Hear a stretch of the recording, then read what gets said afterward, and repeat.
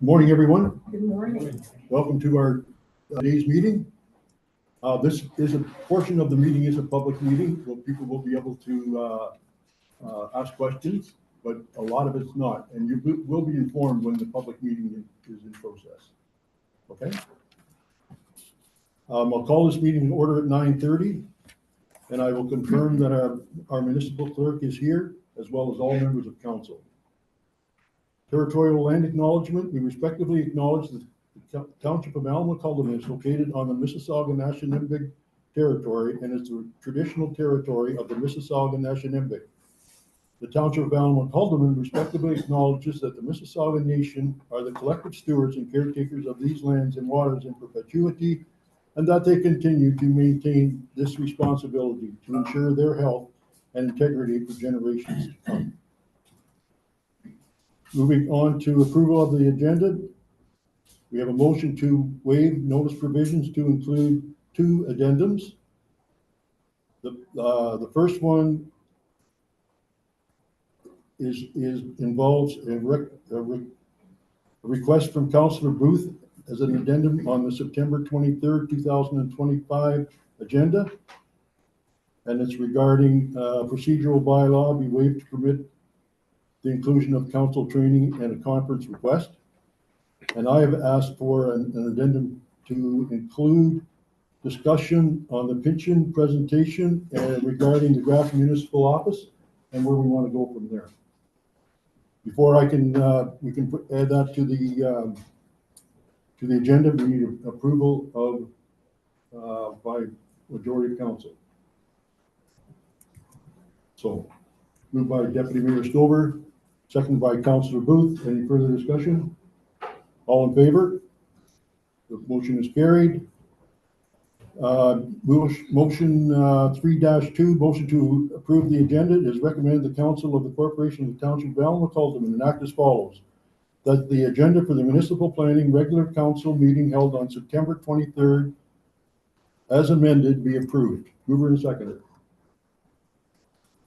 Moved by Councillor Booth, seconded by Councillor Ainsworth. Any discussion? All in favor? That motion is carried.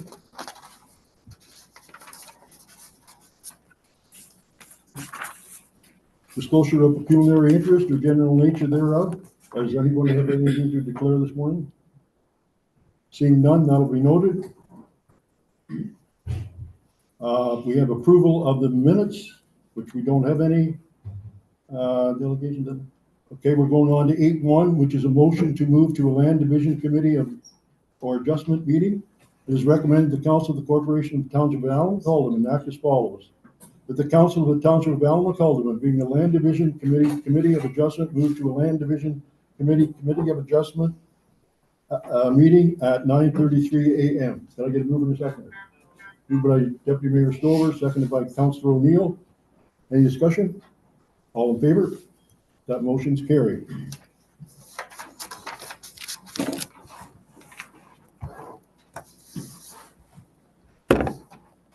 So this is our Committee of Adjustment Land Division meeting for today. And I'll call this meeting to order at 9:34. And I will confirm that all members of the council are here, so we do have a quorum and the presence of a secretary treasurer. Thank you for being here this morning, Tracy. And not that one. Territorial land acknowledgement. We respectively acknowledge the Township of Alma-Culdeman is located on the Mississauga-Neshinimbe territory and is the traditional territory of the Mississauga-Neshinimbe. The Township of Alma-Culdeman respectively acknowledges that the Mississauga nations are the collective stewards and caretakers of these lands and waters in perpetuity, and that they continue to maintain this responsibility to ensure their health and integrity for generations to come. Item 3.1, a motion to approve the agenda that the agenda for the Committee of Adjustment / Land Division Committee meeting held on September 23rd, 2025 be approved. Mover and a seconder. Moved by Councillor Ainsworth, seconded by Deputy Mayor Stover. Any questions? All in favor? That motion's carried.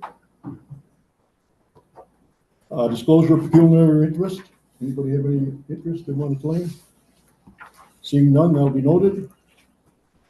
And 5-1 is a motion to approve the meeting minutes at the Committee of Adjustment Land Division meeting held on July the 22nd, 2025.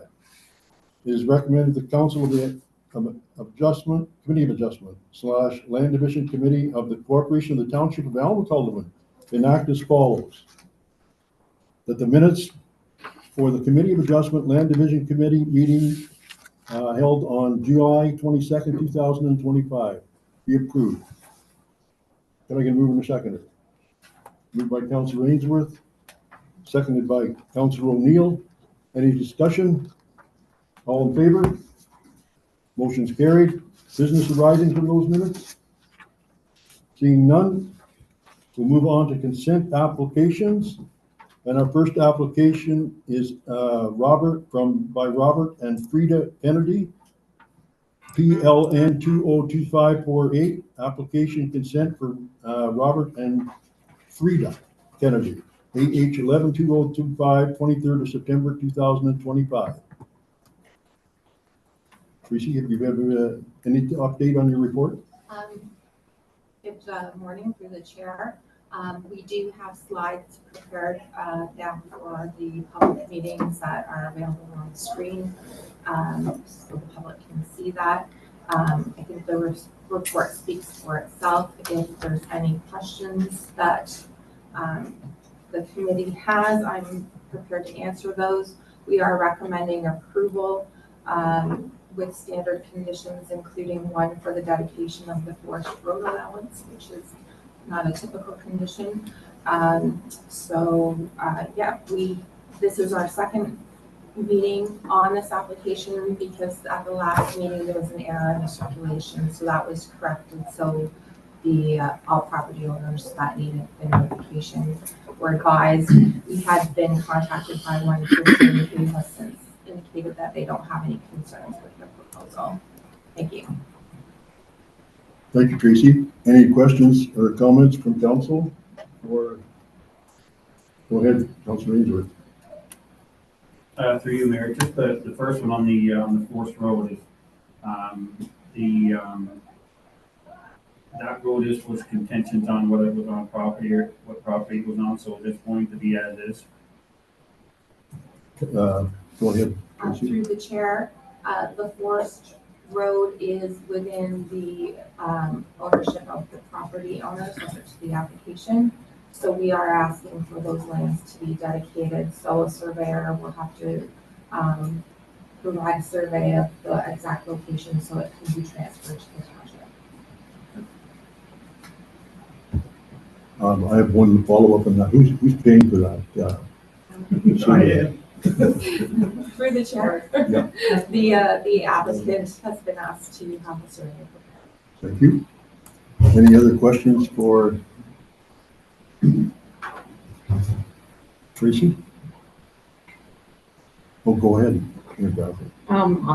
Having heard that, I want to extend my thank you for the cooperation of the resident on this file. And it is a great thing that you're doing, so thank you. Are there any comments? Go ahead. Oh, sorry, through the chair. Technically, this is still a public meeting, so we should check to see if there's any comments from the public or the applicant. Thank you. Yes, I was going to ask the applicants first. Do you have any questions or comments regarding this application? No comments. Same as last meeting, I guess, that it will be. Oh, sorry. Yeah, same comments as last meeting that we made, that this will be transferred to North River Land Trust for natural heritage protection. And we are under certain deadlines to complete that by the end of the year. So we would like to get this completed as soon as possible. Thank you. Thank you. As a member of the public, any members of the public want to address this application? Seeing none, it will be dealt at, oh no, I think we've got to read all this first. It is recommended that the Land Division Committee, the Committee of Adjustment for the Corporation of the Township of Alma-Cullivan, enact as follows. that application AH 11-2025 by Robert and Frida Kennedy to sever a vacant rural lot in concession 4 part lot 8 geographically in the township of Alma be approved subject to the following conditions. That a registered survey for the severed parcels be submitted to the township. Number 2, in addition to the registered survey, a geo-reference DWG file of the survey be provided in a format satisfactory to the township and Northumberland County. Number 3, that applicant, in consultation with an Ontario land surveyor, dedicate the forest road allowance within the limits of the severed and retained lands located on lot 7 and 8, concession 4, Sullivan, to the township free and clear of all encumbrances. Number 4, that a draft transfer for the severed parcel and forest road allowance dedicated be submitted to the township. Number 5, that the tax account for the subject property be paid up to date. Number 6, that the applicant's lawyer submit an undertaking confirming that the severed parcel will be transferred to the Northumberland Land Trust to be used for natural heritage conservation. And number 7, that $300 be paid for the issuance of the certificate of approval in accordance with bylaw 78-2024, fees and charges. Did I get a move in a second? Moved by Deputy Mayor Stover, seconded by Councilor Booth. Any further comments or discussion?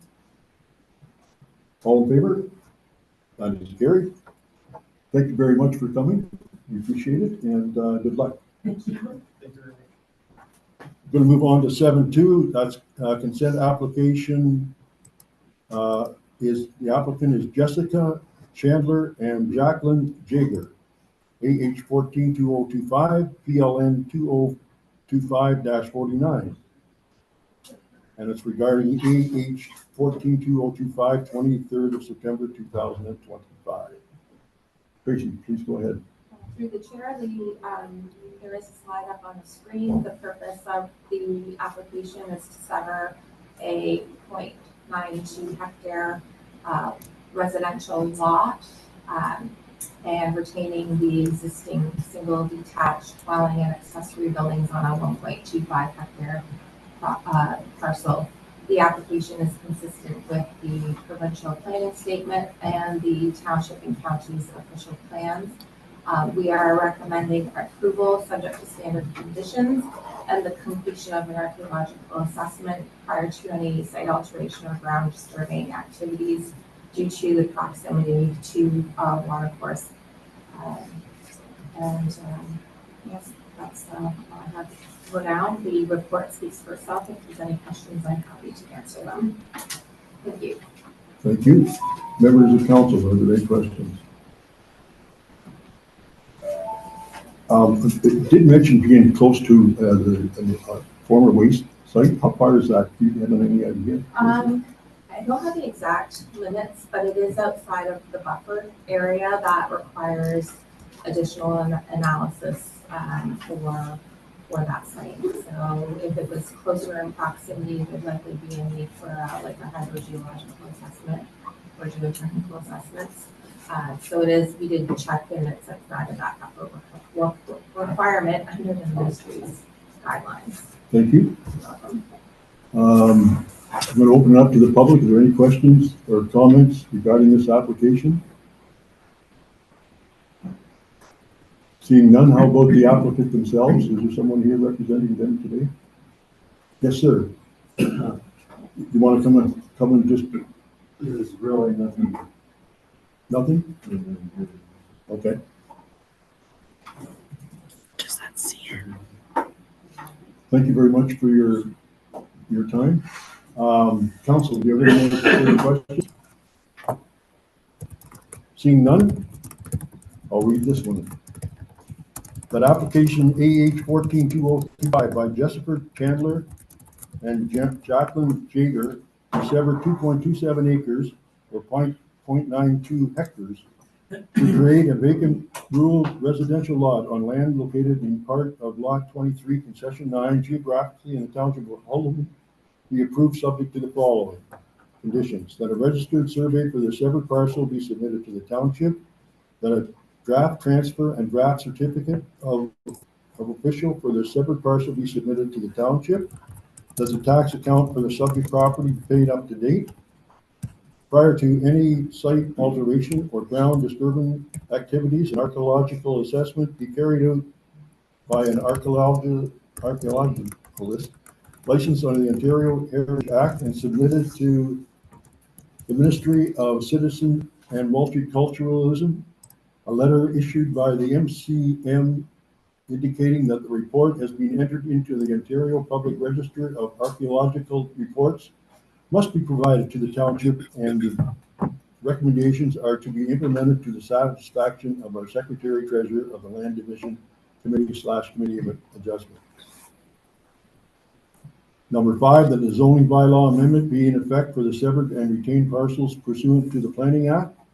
Number 6, that cash in lieu of parkland to be paid to the Township of Ballincollig at a rate of 5% of the value of the land the day before approval was granted. The value of the land is to be determined by a certificate, appraisal, or sale price of the land, provided it occurred within 12 months of the approved date. Number 7, that the $300 be paid for the issuance of the certificate of official in accordance with bylaw 782024 fees and charges. Could I get a move in a second? Moved by Deputy Mayor Stover and seconded by Councillor Ainsworth. Any discussion? Seeing none, all in favor? Carried. Application for consent by Deborah DeVita, and her agent is Robert Clark. The number is AH15225, PLN 2025-50, application for consent. And the agent is Robert Clark. Okay. Tracy. Thank you, through the chair. The proposed lot is located at 158 Union Road. It's within the limits of the Burnley, which is a settlement area on the Oakridge Moraine. The purpose is to sever a 0.4 hectare parcel to create a vacant hamlet residential lot. They will retain a 8.17 hectare parcel with an existing detached dwelling and accessory buildings.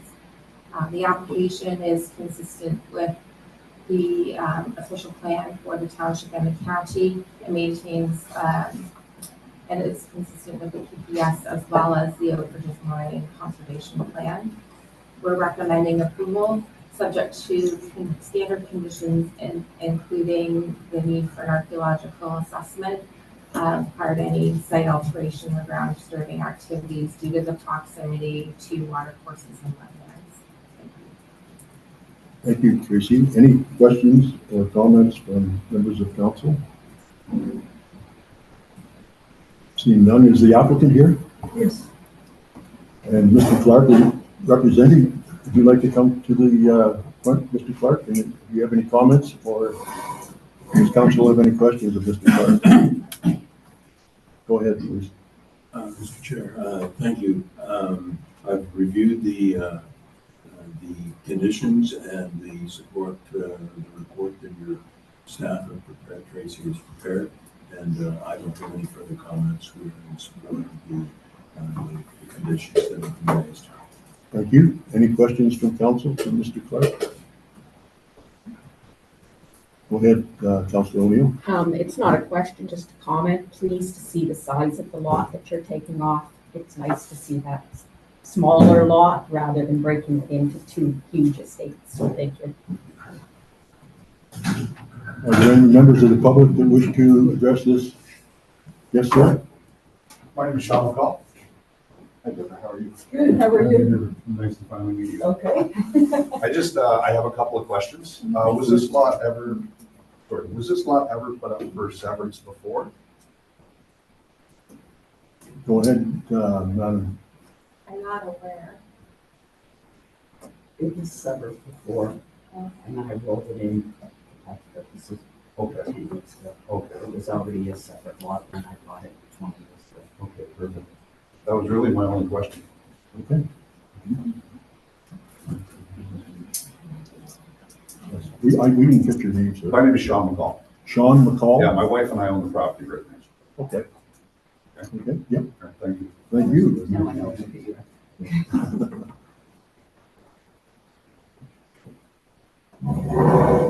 going to read the application.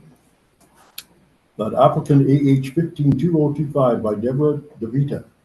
The agent is Robert Clark to create a new vacant hamlet residential lot over lands located in Part Lot 5, Concession 9, geographically in the Township of Haldeman, Part 1, 39R10336, lots 5 and 6, and part lot of 18 Haldeman, Township of Allen, Haldeman, is approved subject to the following conditions. That a registered survey for the severed parcel be submitted to the township. In addition to the registered survey, a geo-referenced DWG file of the survey be provided in a format satisfactory to the township in Northumberland County. Number 3, prior to any site alteration or ground disturbing activities, an archaeological assessment be carried out by an archaeologist licensed under the Ontario Heritage Act and submitted to the Ministry of Citizenship and Multiculturalism, MCM. A letter issued by the MCM indicating that the reports have been entered into the Ontario Public Register of Archaeological Reports must be provided to the township, and the recommendations are to be implemented to the satisfaction of the Secretary Treasurer of the Land Division Committee of Adjustment. That a draft transfer and draft certificate of official for the severed parcel be submitted to the township. Number 5, that a tax account for the subject property be paid up to date. Excuse me. Number 6, the cash in lieu of parkland to be paid to the Township of Allen Haldeman at a rate of 5% of the value of the land the day before approval was granted. The value of the land is to be determined by a certified appraisal or sale price of the land provided it occurred within 12 months of the approved date. Since the intention is to provide cash in lieu for the residential use, the appraisal for the agricultural lot subject to application AH 242024 shall be based on a 0.4 hectare. And finally, number 7, that the $300 be paid to the issuance of a certificate of official in accordance with bylaw 782024 fees and charges. If I can move in a second. Moved by Deputy Mayor Stover, seconded by Councillor Ainsworth. Is there any questions or comments? Seeing none, all in favor? That's carried. Next, we move on to application AH 162025. It's AH 17, AH 18, and AH 19. And the applicants are James Murray and Linda Amore. That's regarding PLN 2025-51, applications for consent AH 16, AH 17, and AH 18, all in 2025, and AH 19, 2025. Madam Secretary, please go ahead. Thank you. Through the chair, the applications are located on property at 6060 Curtis Point Road. The purpose is to sever lands for lot additions for 3 cottage properties to provide them with access to the private Montgomery Drive that connects to Curtis Point Road. There's also the AH 19 2025 is an application to formalize easements for that access and to provide easement over a turnaround at the southwest end of Montgomery Drive for all the cottage properties that utilize that access. It is recommended that the application be approved as it is consistent with the official plans and the provincial planning statement. There would be a condition on the lot additions should they be developed in the future that an archaeological assessment happen prior to ground disturbing or site alteration due to the proximity to Rice Lake and other known archaeological sites within the vicinity. Thank you. Thank you, Tracy. Any questions or comments? Go ahead, Councilor Neal. Yes. How were those lots accessing the road prior to this being done? And are there any other cottages that this might come forward in the future?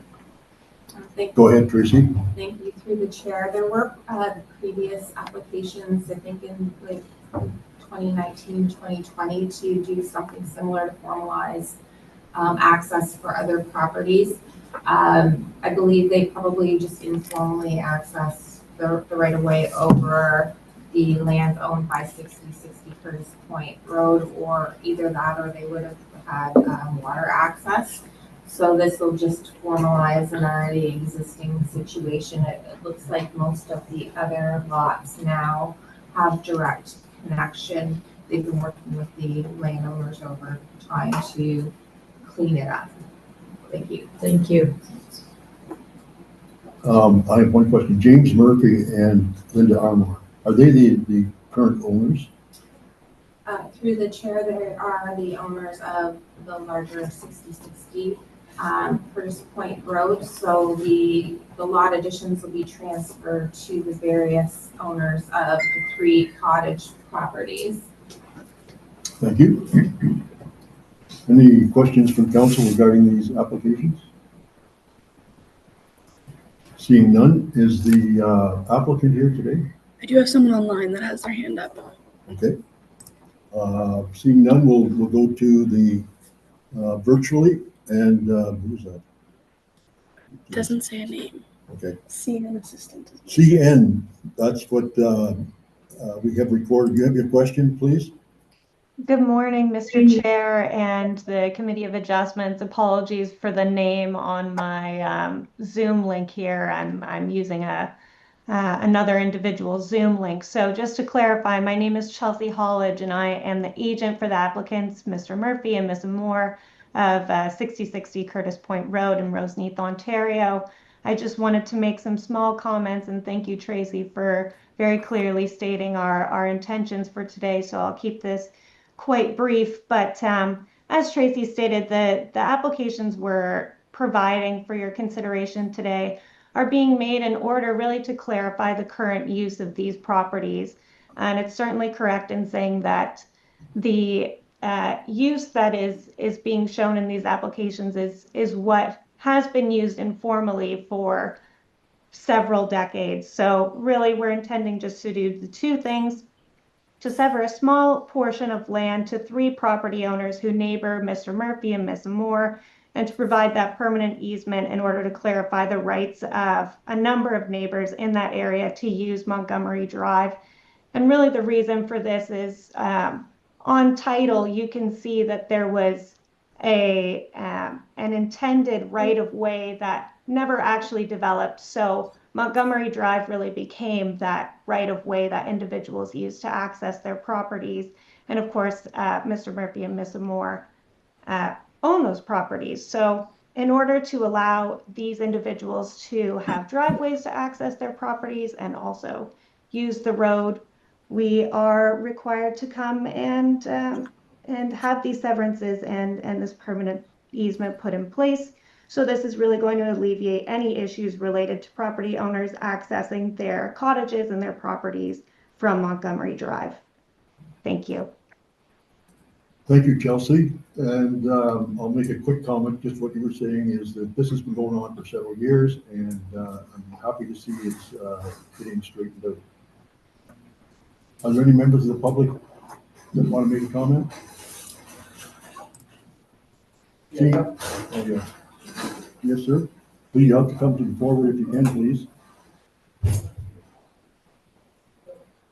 My name is Kenneth Tucker. My wife and I are property owners that access via this roadway. My question is when the easement is created, if it is created from this being,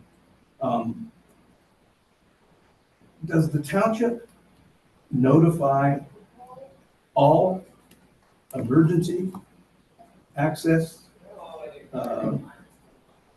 entities, i.e. the fire department, i.e. the ambulances, i.e. the hydro, that road has to be maintained in a certain manner to give them access, and so we don't have happen what happened in a previous occasion where they would not access. The hydro would not access, the fire department would not access when the hydro lines came down during that storm, and they were arcing, so there was a, serious risk.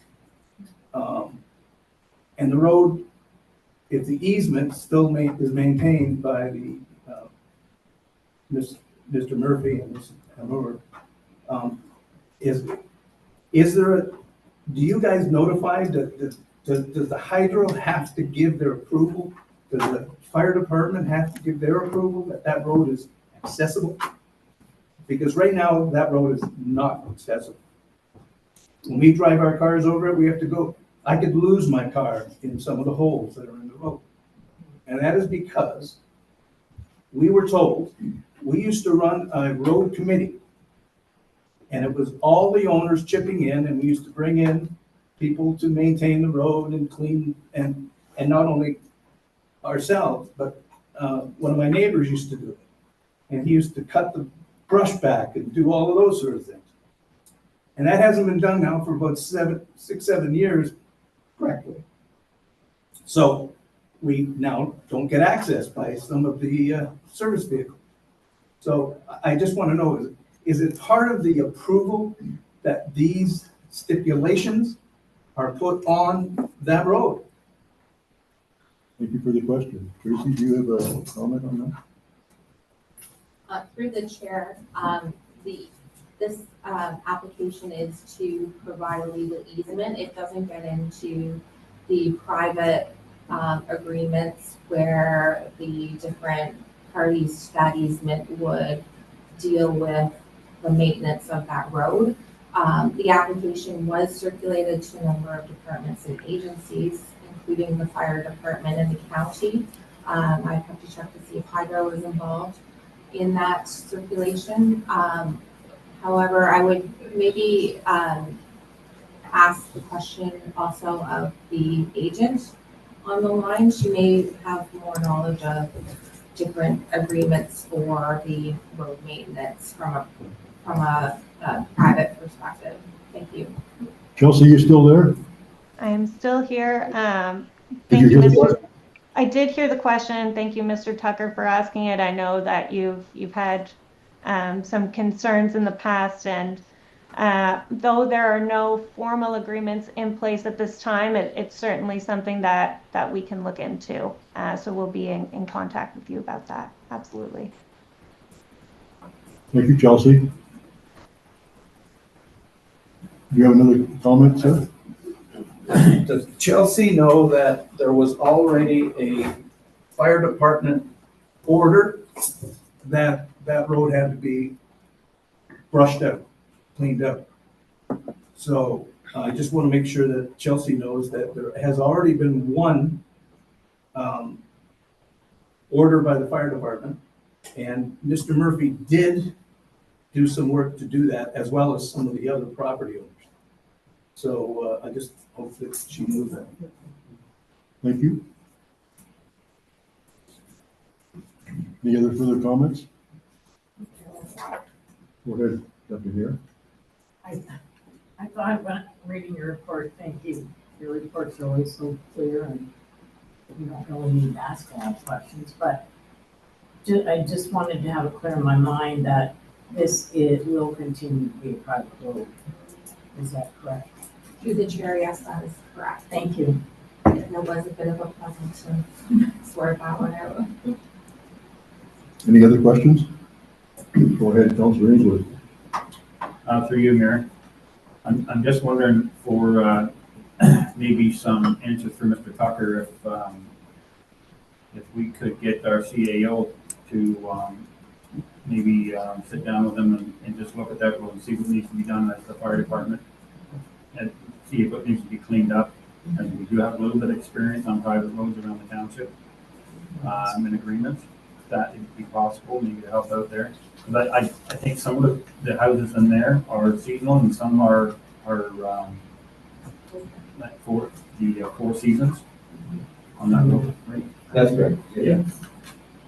So if that's possible, that might help out with, it sounds like it's an issue.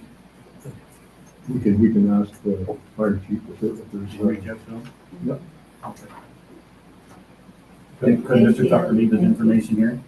What's that? Could Mr. Tucker leave his information here or not? Do we have that? I can give it to you, do you want to? I should make note that we're one of the ones that leaves for the winter. Canada's got us down after 76 years of winter. I don't like it anymore. Yeah, we're here.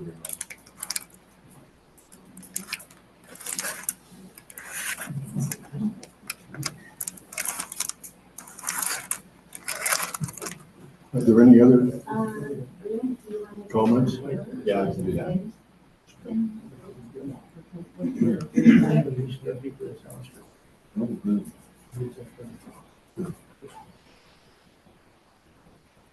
Does council have any more questions or comments?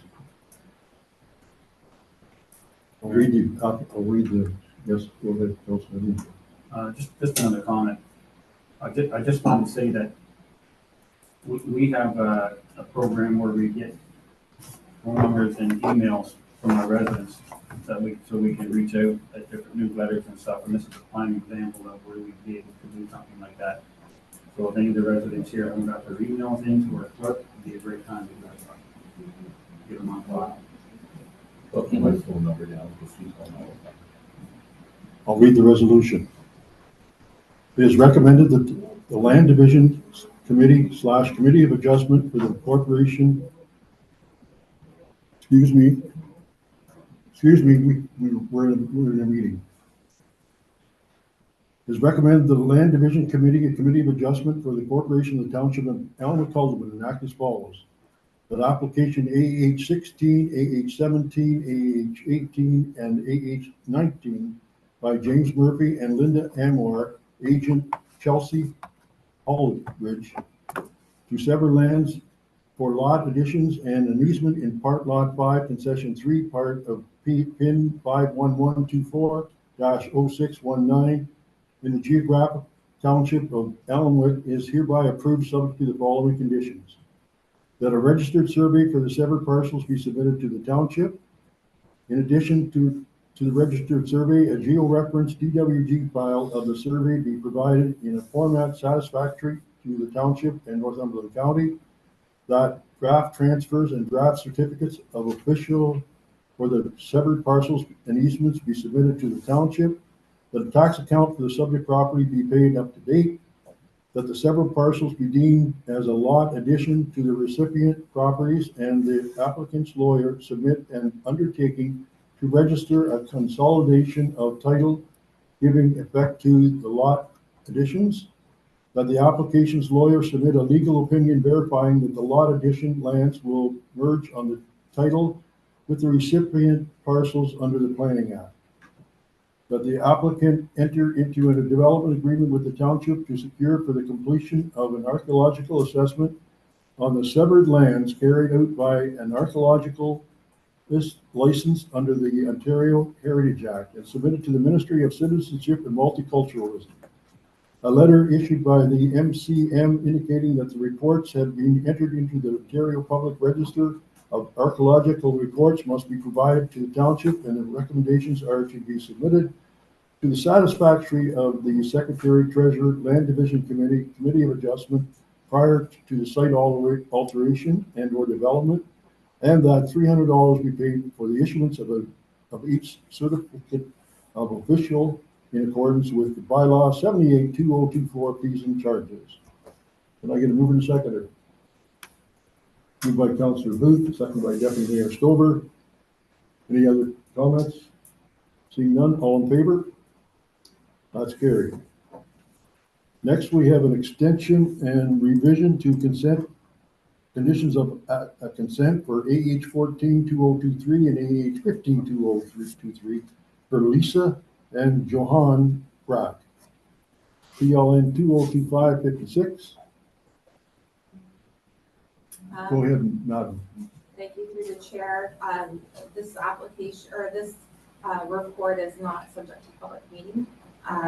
The applicant did receive approvals back in 2023 for the creation of 3 lots. They had until September 26, 2025 to fulfill the conditions and have reached out because they have still, they need to get some survey work done. So their agent is Bob Clark, and I know in the audience today, there are any questions from council. Thank you, Tracy. Any questions regarding this application? Seeing none, thanks for being here, Bob. I'm going to read the resolution.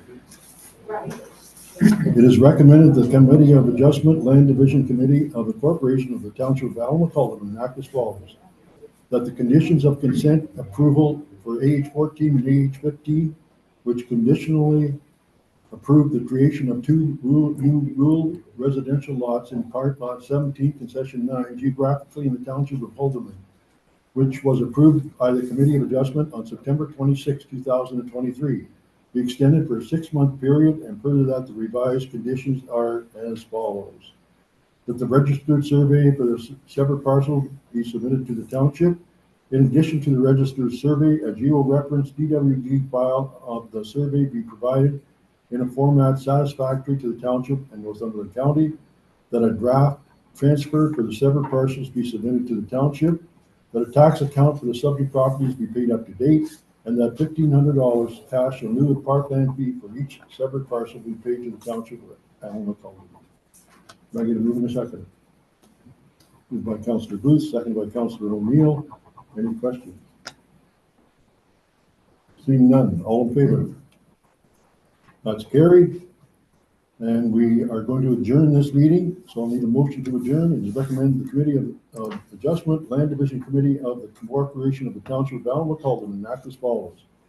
That the Committee of Adjustment, Land Division Committee meeting held on September 23rd, 2025 be adjourned at 10:12 a.m. Moving to second. Moved by Councillor O'Neill, seconded by Councillor Ainsworth.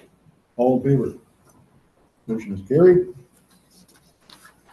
That does our Committee of Adjustment Land Division Committee meeting, and we'll move on to back to our regular council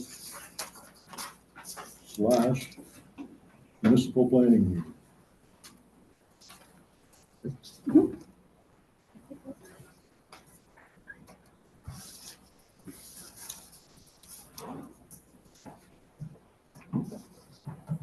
Okay, we're going to reconvene to municipal planning regular council meeting. Motion to reconvene to a municipal planning regular council meeting. It is recommended the Council of the Corporation of the Township of Alma-Cullivan act as follows.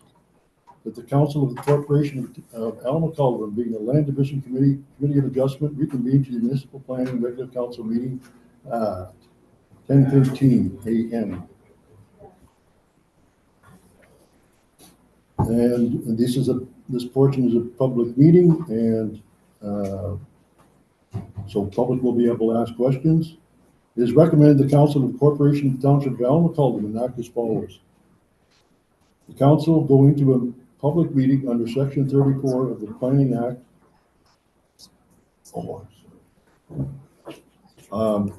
I got a bit in a hurry there. We have to have a mover in a second or two to reconvene to the municipal planning regular council meeting. Moved by Councillor Ainsworth, second by Deputy Mayor Stover. All in favor? Carried. Now we can go into it. It is recommended the Council of the Corporation of the Township of Alma-Cullivan act as follows. The council go into a public meeting under Section 34 of the Planning Act at 10:14 a.m. on September 23rd, 2025. Mover and a seconder. Moved by Councillor Ainsworth, second by Councillor O'Neill. All in favor? That's carried. And the first one we're going to discuss today is zoning bylaw amendment for Danforth 60 Holdings, Z0820225, and it's regarding PLN 202552 zoning bylaw amendment for Danforth 60 Holdings. And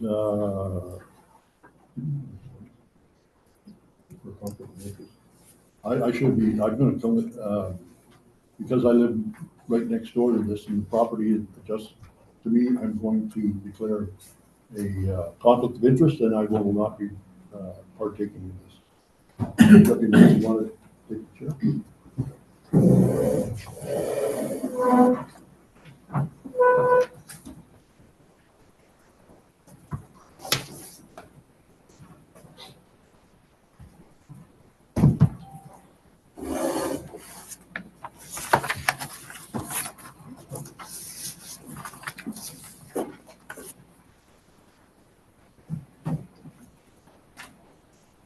Tracy, would you like to take us through this?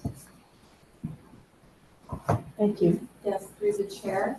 The proposed zoning bylaw amendment is to change the zoning of the property from Hamlet residential to Hamlet residential holding and Hamlet residential exception number 33 with a holding, as shown on the map on the screen.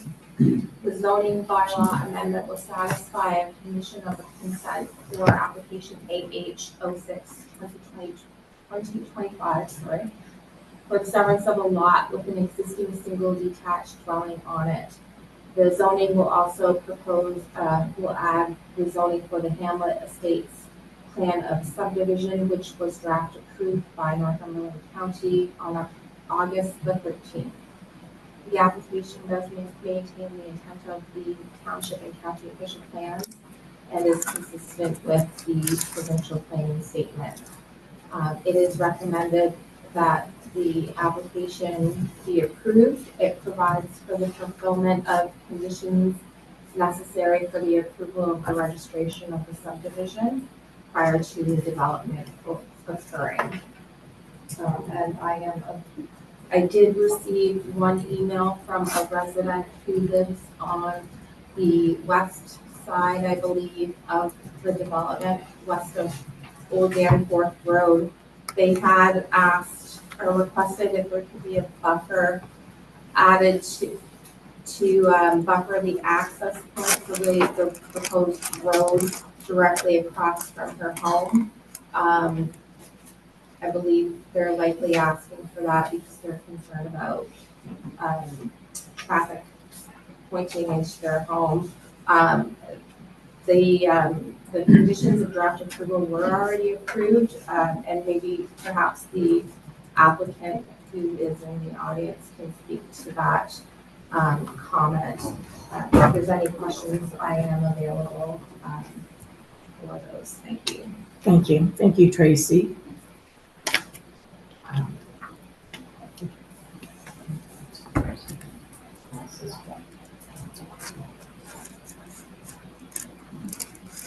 Mr. Pepper, would you like to come forward? Do you have anything you would like to add? What property is it that we're referring to? Is it? Would you like to come forward, please? Have a seat. Thank you. Through the chair, I can point out on the screen. Thank you. I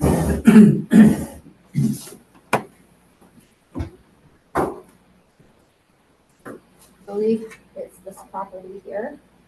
So I think they're asking for shrubs. We'll be on Yep. Super.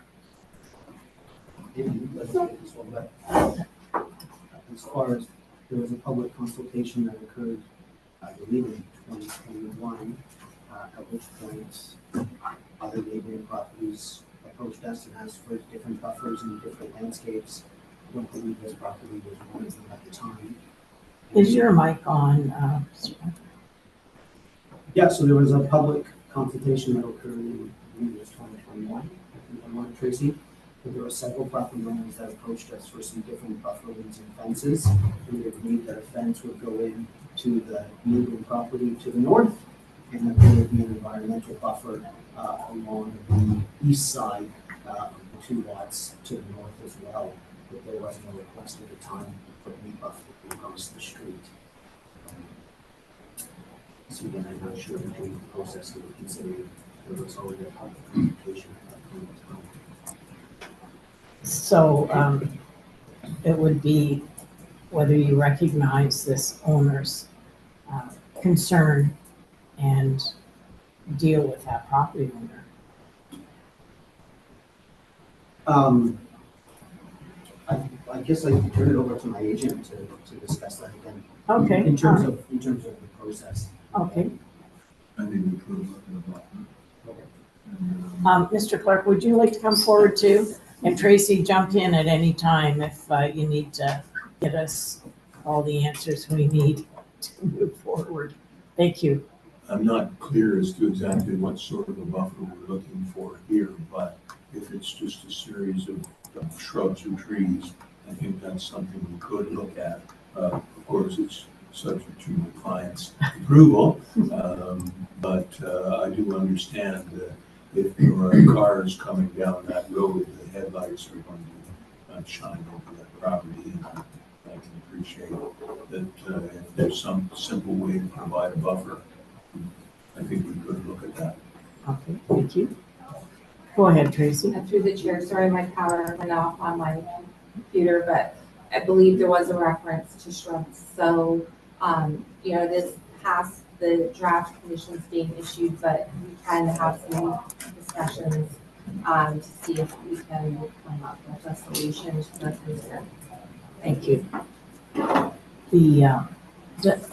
Does anyone else in the gallery have anything they would like to add towards this zoning condition? Or is there anyone online? No one online? Thank you. Council, do you have anything you'd like to add?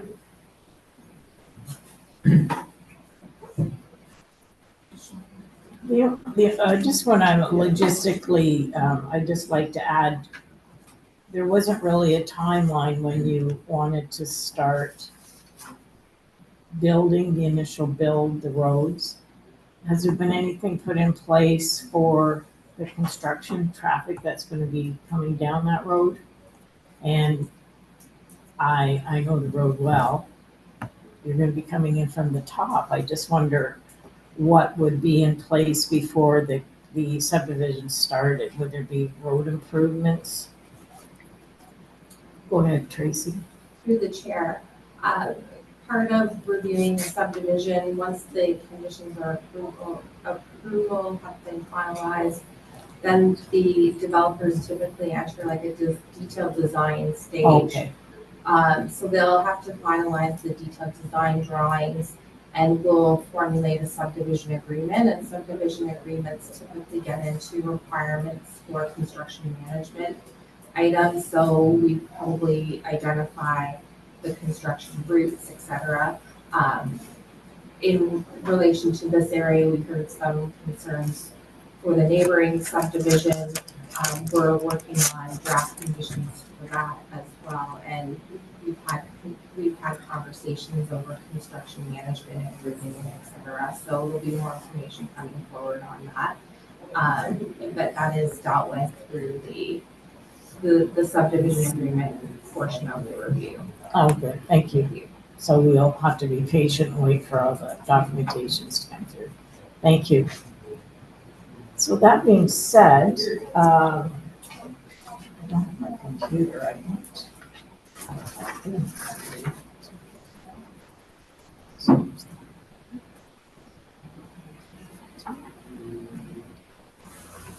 Okay. Is there anything more on this that we need to discuss today? Unless there's questions, I don't believe so. Okay. And there's no one online to speak. Okay, thank you. So that just clears this up for now, and have you come back, Ron? I don't think there's anything more I need to say. You should probably read the resolution. Please vote. There is none.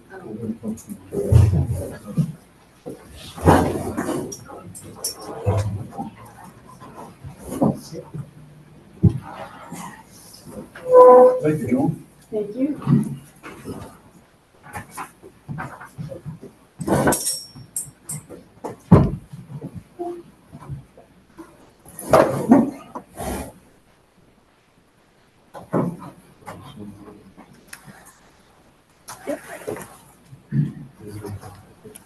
You're welcome. Our next applicant is 10-3 zoning bylaw amendment application Z092025 for James Murphy and Linda Amar.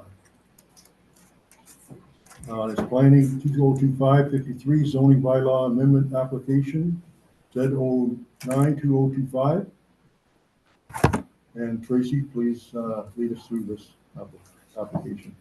Thank you.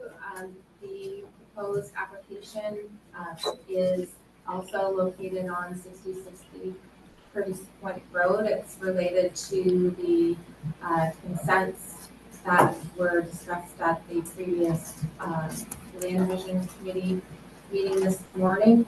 The proposed rezoning will place the lot additions into the limited service residential zone to be consistent with the balance of the cottage properties that they are to be added to.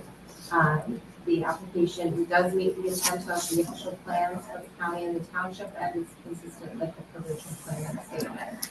It's recommended that the applications be approved as they are, if it would be a requirement of the condition of consent for those lot additions. Thank you.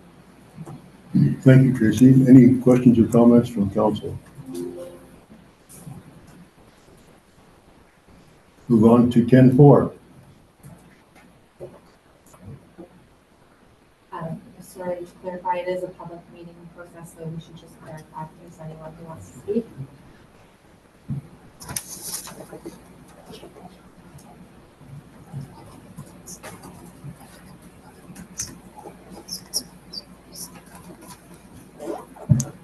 Okay, is there any members, or is the applicant here for this?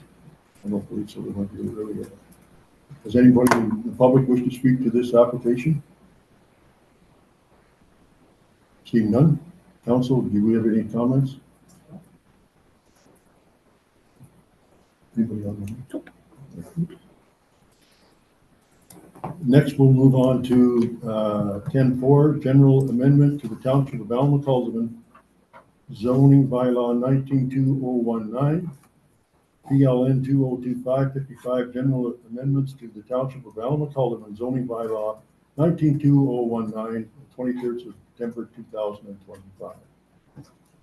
Please go ahead, madam. Through the mayor, application is a proposed general amendment.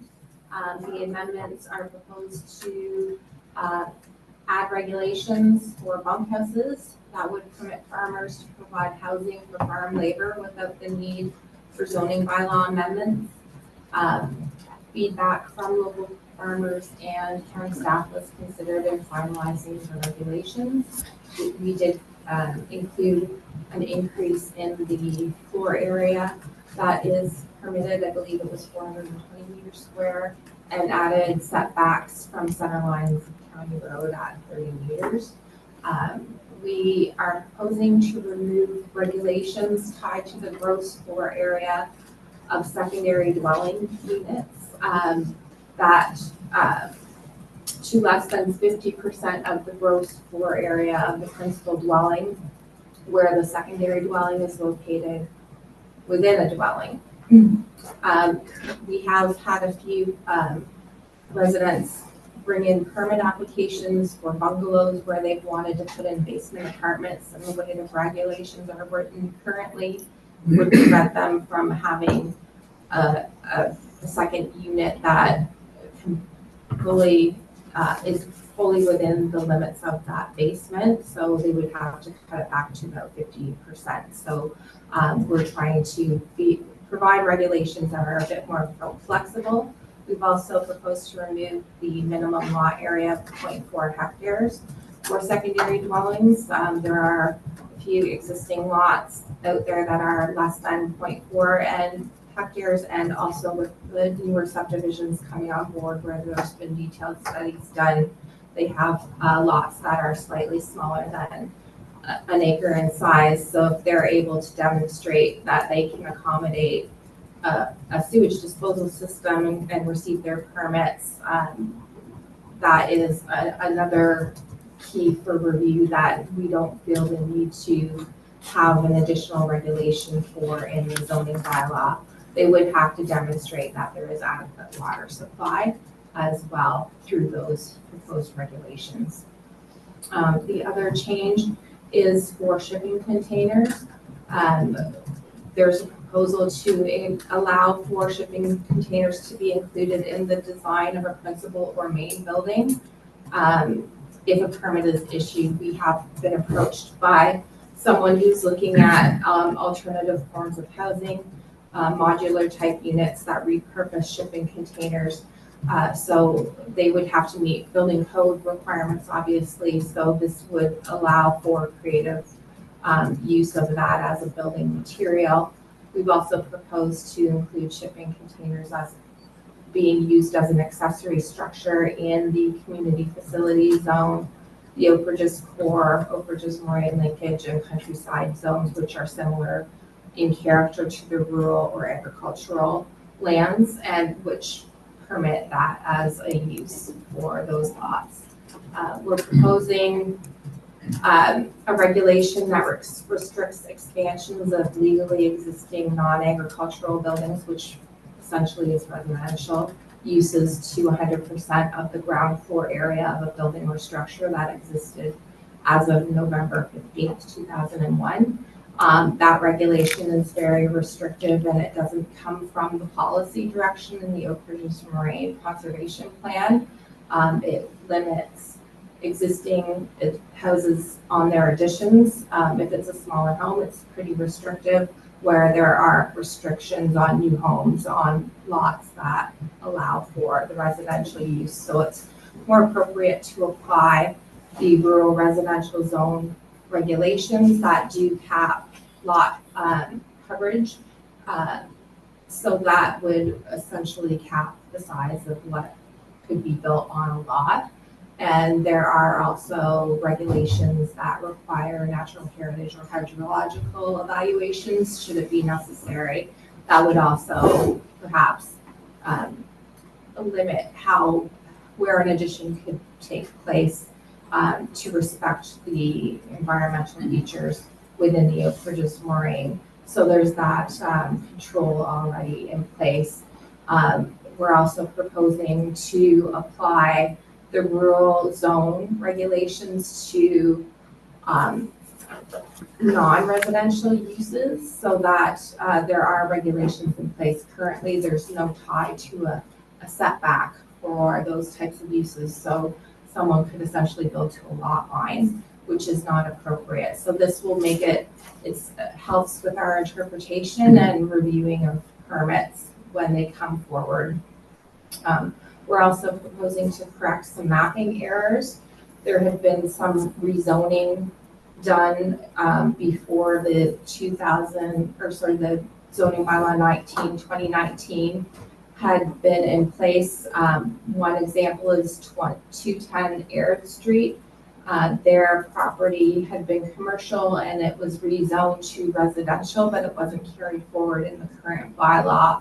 That caused issues with getting refinancing with a mortgage company, which we were able to give some legal non-conforming or grandfathering information to help them with that, but this will clear up the zoning going forward. There's another property where the incorrect zoning exception was applied to it.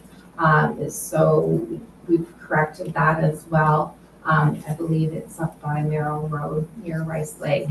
And then there is, based on the changes to the ability to put up additions, there was a property on County Road 45 that had been capped at an addition size, and since we're looking to change that, it's only appropriate to provide them with the same consideration that everyone else would be allowed for in this proposal. So I am available for questions if anyone has those based on the report information. Thank you. Thank you, Madam Secretary. Go ahead, Deputy Mayor. Thank you, Mayor Lobo. Mayor Lobo, to Tracy. Thank you for doing all the legwork and getting things moved forward, and so residents don't have the issues. I really appreciate the extra time you put in, especially for farmers that are wanting to bring in help and to be able to lodge their employees. And I think this is a great plus for us to be able to get as far as what we've done. And I'm sure you have your little notebook on what you want to move forward on next, but thanks a lot. I really appreciate it. And the residents appreciate it too. Thank you. Any other comments from council? Open it up to applicants. I guess there is no applicants. Any members of the public want to comment on this? Yes, ma'am, please come forward.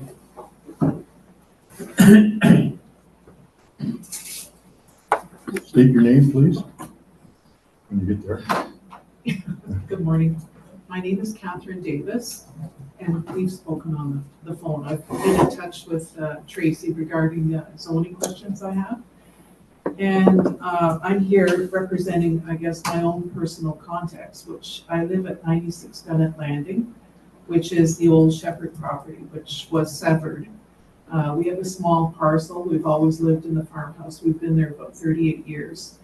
And we have over 1 acre. I think it's about 1.2 acres, but the housing situation as it is, we'd like to be able to build like a small, modest little dwelling house on our property. And that would be for a family member. So we're looking at an addition. And I appreciate that the discussion we're having here today accommodates those kind of concerns that we need to provide additional housing, for family members that perhaps don't have access to that kind of, situation outside of our township. So I was delighted to see that this was on the agenda this morning, and that as a result of a conversation, I'm sure I'm not the only one, Tracy, that there's other people within the township. We're looking at the bylaws, and sometimes they are antiquated and they don't really reflect the realities of what we're dealing with housing across Canada. So I'm really appreciative that this has been given some consideration this morning, that we can open it up and perhaps, provide extra housing for, in my case, a family member. And, subject to, of course, the provisions of safe sewage and water access. But if we're being fair, I'm sure that there's a lot of houses in Rosemeads that don't meet that threshold of 1 acre. And so I just would like a fair, thought given to what we need to do with our own property. But it's just a comment, okay? I appreciate it, Kathy. Thank you very much. Kathy, right? Yes. Yeah, thank you very much for your comments. And just listening to Tracy's opened my mind a little bit too. When she mentioned a bungalow, half of it's on the bottom, and then you got the full basement, and you can only work with 50% of that. That's And with our own home, it was, we never thought to really extending our home. It was modest. We had 2 children. We did not add any additions to our house. So the footprint of our house is very modest. And if we're looking at that as the context for building a secondary dwelling, like it's not giving you very much to work with, because our house was 1,600 square feet.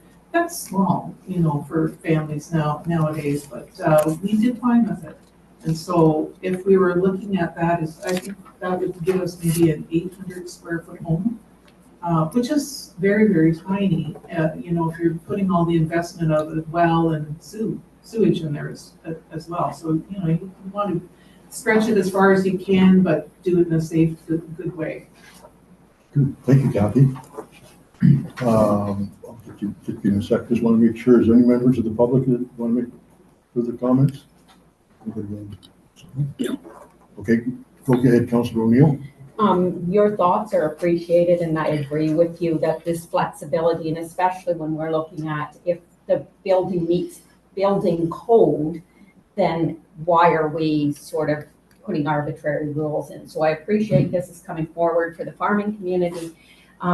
When I was at the Association of Municipalities of Ontario conference, one of the presenters, the keynote presenters, was talking from the hospitality and recreation.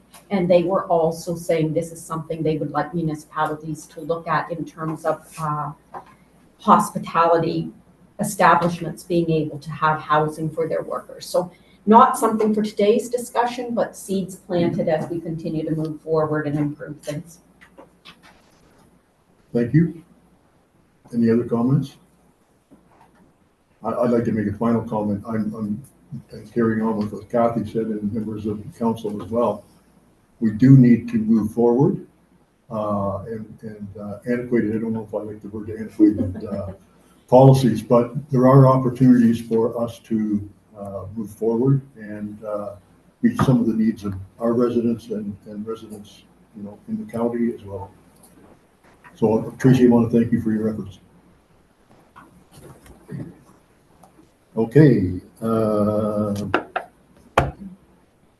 Now we're going to move to reconvene to a municipal planning / regular council meeting. It is recommended the council of the Township of Alma-Cullivan enact as follows. The council of the Township of Alma-Cullivan reconvene to the municipal planning regular council meeting at 10:41 a.m. Mover and second. Moved by Councilor Ainsworth, seconded by Deputy Mayor Stover. All in favor? That motion is carried.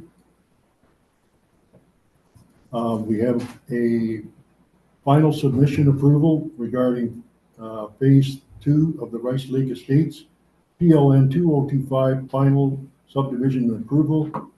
And there is no public, this is not a public meeting, so because we've already had that. So Tracy, please lead us through this.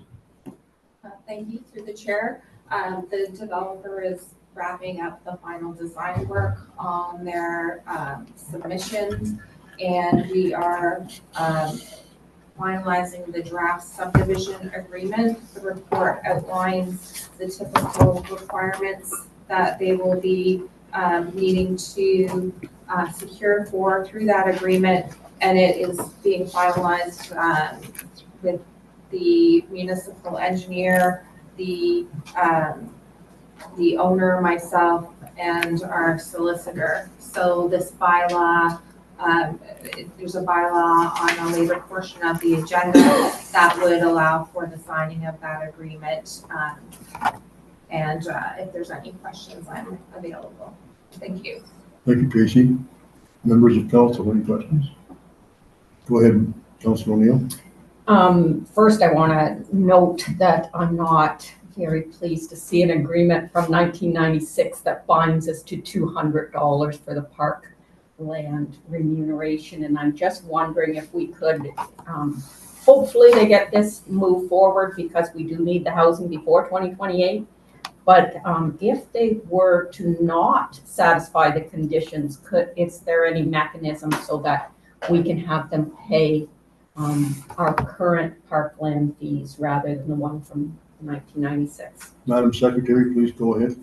Through the chair, the Planning Act stipulates that parkland is based on the values that were on the land the day before it was a draft approved, which was back in 1996. So unfortunately, we're working with old values in the Council of Almac. I don't have the exact date or resolution number with me, but they had decided that the $200 per lot value was accepted at that time, and it would likely be difficult for us to change that unless they redline revised the conditions of approval. So if that happens, we can consider that at that time. But I know that they have, redone a archaeological assessment and are waiting for that to be registered through the Ministry of Municipal Affairs, or sorry, not Municipal Affairs, and MCM. I always get their acronyms wrong. So they are ready to get things done, I believe, at this point. You mentioned 1996, and when you think about that, that's 30 years ago. Wow. I don't like to think it was that long ago. Any further questions or comments? Okay, we're going to move on to planning bylaws. And the first one is bylaw number 66. There's a resolution with that report. Okay, thank you. Going back to the Phase 2 Rice Lake Estates, it is recommended that Council of the Corporation of Township of Allen Calderman act as follows. The council received report PLN 2025-54 financial subdivision approval, Phase 2 of Rice Lake Estates for information, and that a bylaw be brought forward to council for consideration to authorize the mayor and the clerk to enter into a subdivision agreement in accordance with section 51 -26 of the Planning Act upon completion of the review of the draft subdivision agreement by the municipal solicitor, the municipal engineer, the senior planner, and the owner. I get moving in a second. Moved by Deputy Mayor Stover. Second by Councillor Ainsworth. Any further discussion? All in favor? That's carried. Now we'll go to planning bylaws. Bylaw 67-2025, zoning bylaw amendment. General comments. It is recommended the Council of the Corporation of Township of Allen Calderman enact as follows. That bylaw 67-2025, being a bylaw to amend the zoning bylaw with general amendments, be given a first, second, and third reading and finally pass this 23rd day of September 2025. We can move in a second. Moved by Councillor Booth. Second by Councillor O'Neill. Any further discussion? All in favor? That's carried. Bylaw 68-2025, zoning bylaw amendment Z08-2025. And this is BL 68-2025, zoning bylaw amendment Z08, part lot 22, concession A, geographically in Halden. It is recommended the Council of the Corporation of the Township of Allen Calderman act as follows.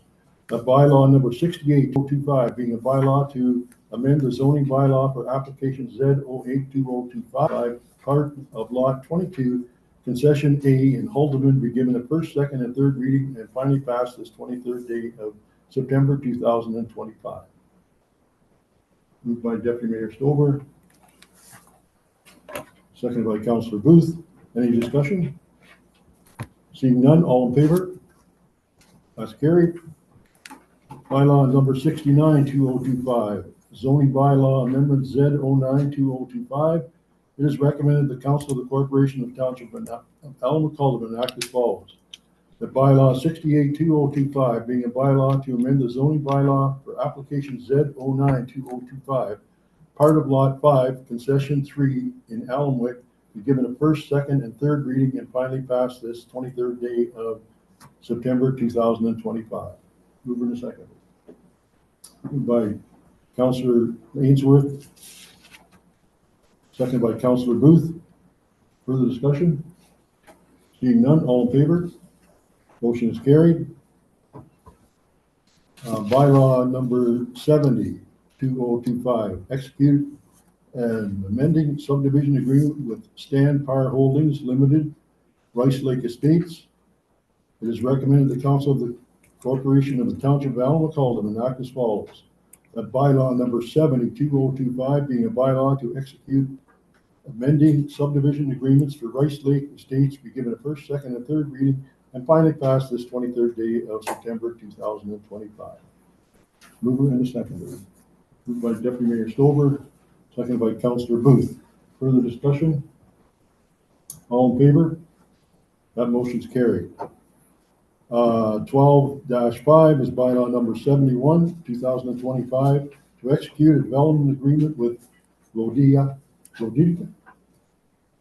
Group Incorporated, bylaw 71-2025 to execute development agreements with Lodica AH 042025. It is recommended the Council of the Corporation of Township of Allen enact as follows. That bylaw number 71-2025, being a bylaw to execute a development agreement, be given a first, second, and third reading and finally pass this 23rd day of September 2025. Move it in a second. Moved by Deputy Mayor Stover, second by Councilor Ainsworth. Further discussion? All in favor? That's carried.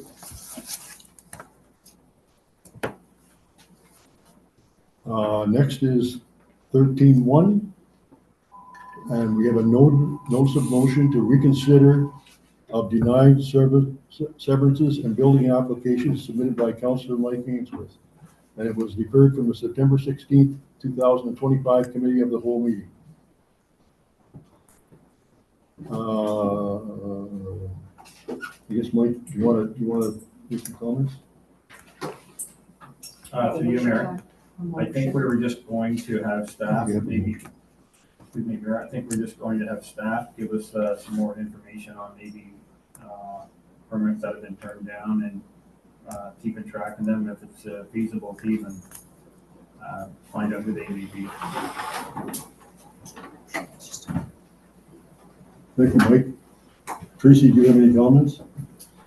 Yeah, I can provide a little bit of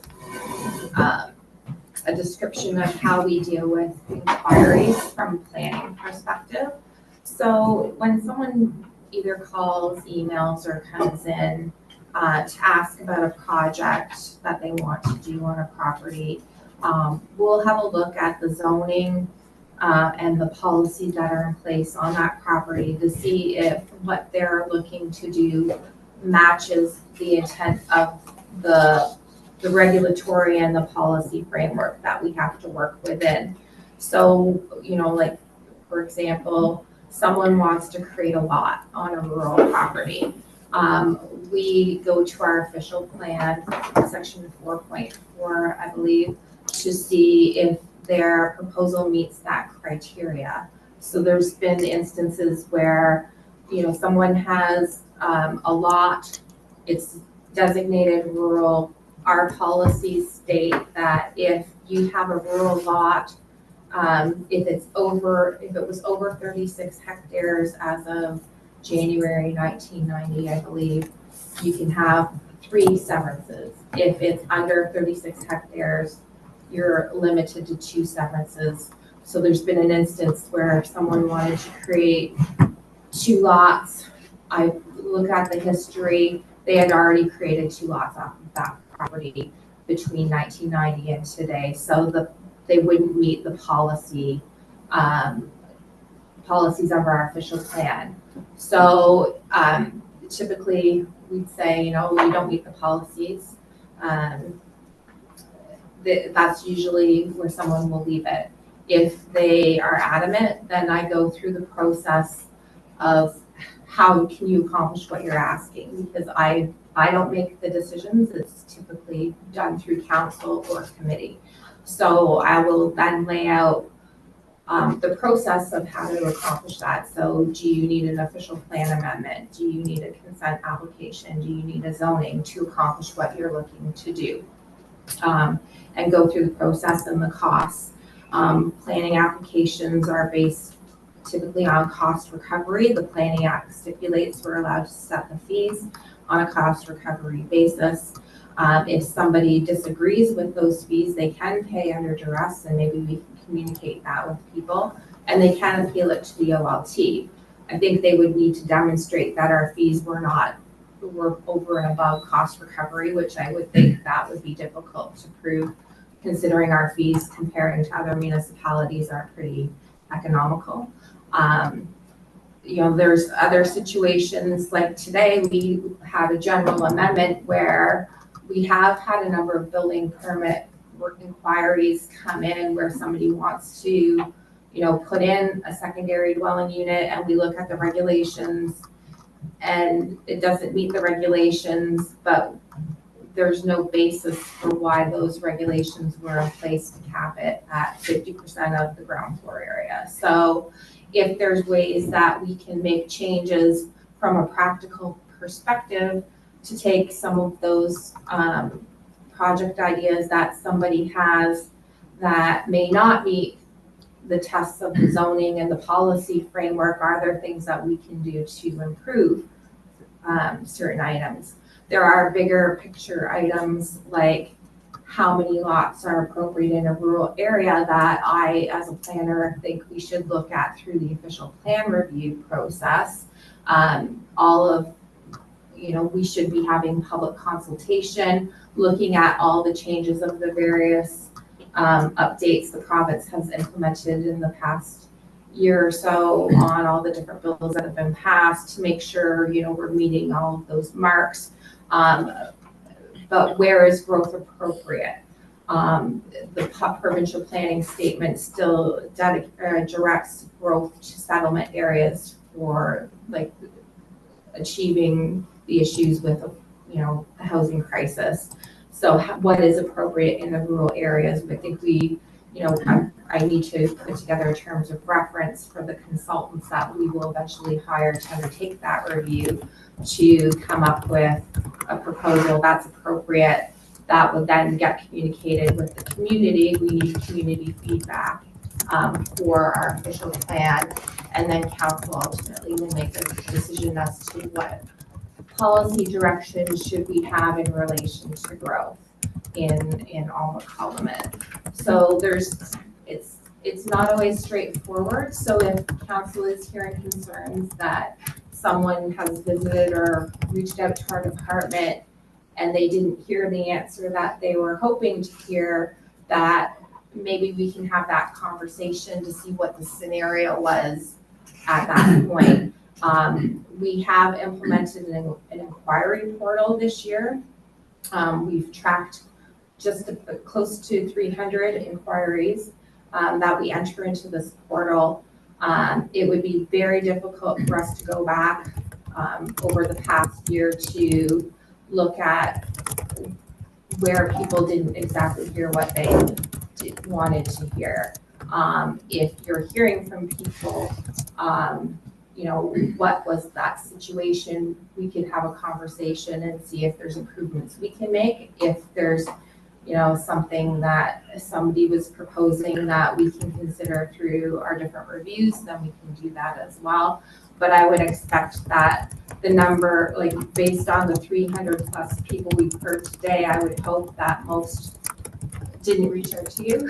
So that would give an indication of satisfaction over dissatisfaction. So we're always open to hearing what people have to say and how can we make improvements. Thank you. And how's the best way to approach that? If someone gets a complaint, the best thing they can do is speak to their elected member, and then you would meet with them again? Through the chair, I would hope that they would speak to staff first to see if we can resolve things before going to an elected official. Yes. But if the elected officials are hearing that there's concerns, if we don't know what the scenario is, it makes it difficult for us to, address that challenge. So I think, if we have that communication on each of those instances, then we can see if there, is there something that needs to be shifted, or we can't always make everybody happy either. There's certain policy set by the province. For example, the Oak Ridges Marine Conservation Plan does not allow for secondary dwelling units in the natural core and the natural linkage areas.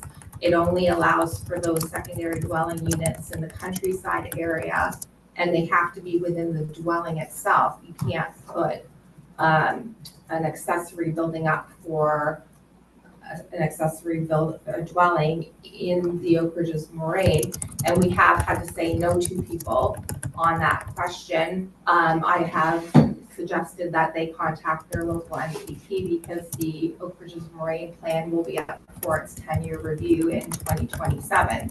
So we don't have the power to make changes to that plan at a staff level or even a municipal council level. It has to be done through the overall review at the provincial level. So I would imagine at the 2027 mark, when the province undertakes the review of that plan, there will be some opportunity to comment at that time. So there are things that we can do and things that we can't. Thank you. Thank you. I'm going to open up to the floor. Mr. Mayor, go ahead. Thank you, Mayor Lobo. Mayor Lobo, to Tracy. Thank you for explaining the process again to us. I haven't had any concerns directed at any of the, any decisions that people didn't like. It hasn't been an issue for me, so it sounds to me like you have gone, you have a process that you're following. And I see our building official next to you as well. And I'm sure you get some questions too that you have to filter out, and you have the process, and you're kind of a tag team. So I appreciate everything you're doing. And again, if I do hear anything, I will bring it to you directly. Thank you. Go ahead, Councillor Booth. Through your worship, I'm just wondering if we can hear from Dawn, because this notice of motion also talks about building applications. We can get your view. Dawn, go ahead. Yes. Thank you. Good morning to the chair. The way I understood it was, the question was, how many building permits have we denied issuing? I just want to go back to the Building Code Act, basically, and I have it up in front of me, and I'm going to kind of go verbatim, but the building official shall issue a building permit unless, and here's where the list becomes, unless the proposed construction contravenes the building code. So I get many applications that will come to my desk where there's not enough construction detail or it's contravention to the building code. The other thing it also says here, again, shall issue a permit unless the proposed construction contravenes any other applicable law. Applicable law in this case, it's a defined term in the building code. It includes multiple sections of the Planning Act. So I listened to my peers speak this morning, and I thought it was a great explanation of the process that the planners have to go through and the planning management team. When someone comes in and applies for a building permit, they generally know what they want to do, and they generally have an idea that they want it pretty much immediately. That's the way that the nature of the beast is. However, we do find that some cases your applications may need to be manipulated a little bit. Maybe you have to move your building closer this way. Maybe you have to move your building closer that way. To understand this better, I received an email today regarding just a project, and someone was trying to ask me to explain to them what they call the bureaucracy of the system. I said, it's not bureaucracy. It's laid out. It's just that the average person doesn't understand or know the various steps or the extent to which a lot of the applications need review. With working for the township, the building department is responsible for issuing the building permits. And with issuing those permits, I'm the last stop for it was out the door before construction starts. So I rely very heavily on the expertise of planning management to say, yes, this use is approved to go in its selected location under its intended occupancy, or they'll come back and say, we can't approve this, and this is why. And those messages are communicated to the applicants. And then once I receive the sign off from planning, and I go through my other checklist, because I still have building code review, other applicable law that may fall into case, then a permit would be issued. With respect to the question I heard at the last council session, how many, I had to think about that carefully, and I looked at my current load, as I call it right now. I've been in this position 1 year, specifically 1 year to this day. It's remarkable how that worked out. But in 1 year since I've been here, I'm holding one permit right now and denying issuance. And that specifically has nothing to do with planning. That's just because this particular application can't obtain other interdepartment approvals. In this case, it's a sewage item, which I'm dealing with the county of Northumberland on. And until the sewage issue is rectified, I can't issue a building permit. That's only one. And that's more of a construction related or design related aspect.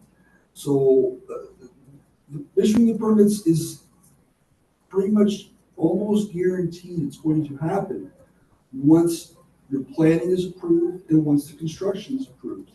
and there are processes for both. Thank you. Thank you. Any other questions or comments? Go ahead, Councillor O'Neill. So I see this as the need for us as council to exercise good governance. And good governance means making sure we have good policies, good procedures, good bylaws in place. And I saw us do that at this very meeting, thanks to the work of our department. We did some updates on our zoning bylaw to meet and address issues, to make sure that people could do what was reasonable to do. And I think the process is working well as it is now. I concur with our deputy mayor. I have not had anyone express any concerns of this nature to me. I've had some questions about the policies and procedures. In every case, I've been able to answer their question and they didn't feel they needed to. But, you know, if a resident did see a need for a change in a policy or procedure, they can talk in either direction, because our staff does bring us recommendations, just as what happened today with the agricultural residences. Those types of things, they came to her attention. Maybe something specific on a policy might come to our attention as a councillor, and we could then decide, well, how do we move this forward? But right now, things are working, is my observation, and also, I do happen to hear nice things about both of our planner and our building official from the public, so. Thank you, Councillor O'Neill. Anybody else have any further comments? Go ahead, Councillor Ainsworth. Through you, Mayor. So I want to thank Tracy and Don, good explanations, and I'm not so sure I agree with only 3 lots if you have 36 acres. I don't, that's something that I would definitely like to see a policy change on. And the other thing is, with just when are we going to get our official plan up to date? It's I think this is probably most of the issues that we're having right now, because with Bill 5, 23, and 17, throughout them they talk about development in rural areas, and cutting red tape to get that done. And we talked about today smaller lot sizes and stuff that Tracy did with the bylaw, and that's all good stuff. And that's just the stuff that we have to keep doing to help support our residents, to help support our municipalities, so we can keep services and everything running. Because we can't raise taxes 50%. So we need to try to work with our planners and staff to make sure we have proper policies and make sure those policies are up to date, so that we can move ahead and residents can get some, other services that they may have come in. And this may have been coming down from even before, we were on council, because I remember when I was running and canvassing, I had many conversations about people going, well, how did he get a lot and I didn't get a lot? I had multiple conversations. So those are the kind of things that I'm talking about. And, if we've got the policies in place, then those people are going to walk out of the office a happier person. And we're going to prosper as a municipality. And we all know we need to. I have a couple of comments regarding what you said. Rural is very liberally used by the province. I believe it's under 100,000 people. Is that correct? Through the chair, I'm not sure what that would reference, but yeah, Alma called them in as a rural municipality for the most part. I'm kind of referring to the city, because there's no in between city and rural. So that's my comment. My other thought too is, yes, I have heard, not recently, not in 4 years I haven't heard, but some people think that because Joe Blow down the road gets a lot, then I should get one too.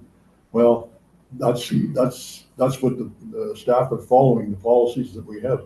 And you're right, we want to change that. Council can get some recommendations from staff and see if we can change that. But I firmly believe the staff are working with the laws that they have in place. I know that Tracy is working towards getting a official plan for the township, hopefully by the end of the year, but I'm not going to commit to you on that. Because it's got to go, but we have money in the budget to hire some consultants. I don't know if that'll cover it or not, but go ahead, Tracy. Just to clarify, thank you for the opportunity.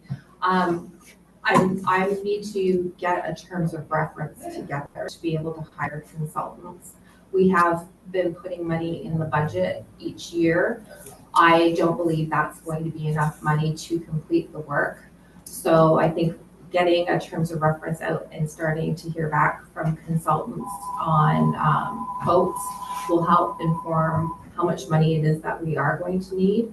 I've been talking to some colleagues about the content of the terms of reference. I would like to try to deal with zoning or a community planning permit system, which is similar to a zoning bylaw at the same time. So we're not having to do an official plan review and then following that up by a zoning bylaw review, because policies are great, but they require implementation tools to actually see the work on the ground. So we can try to condense those reviews together. It might be a little more efficient in the long run. In my experience, official plan reviews are not done in a couple of months. There's a lot of public consultation that needs to be had.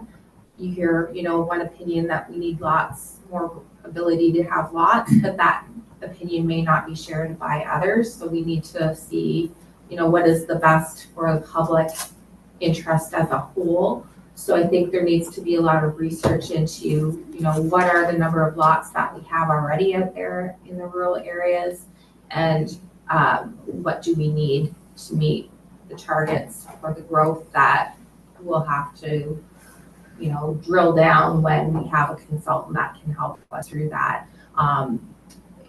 Our department is extremely busy, so I'm hoping with the way we've modified the public meetings today will give me more time in the office so that I can put my head down and get things like the terms of reference done. Thank you. Anybody else have any? Go ahead, Mike. One final comment, Mayor. So with all these new bills that, excuse me, that are in this motion, I mean, they all talk about putting the power in the municipality, not the county, not the province. So you can read them, and they talk about the municipality being the ruler.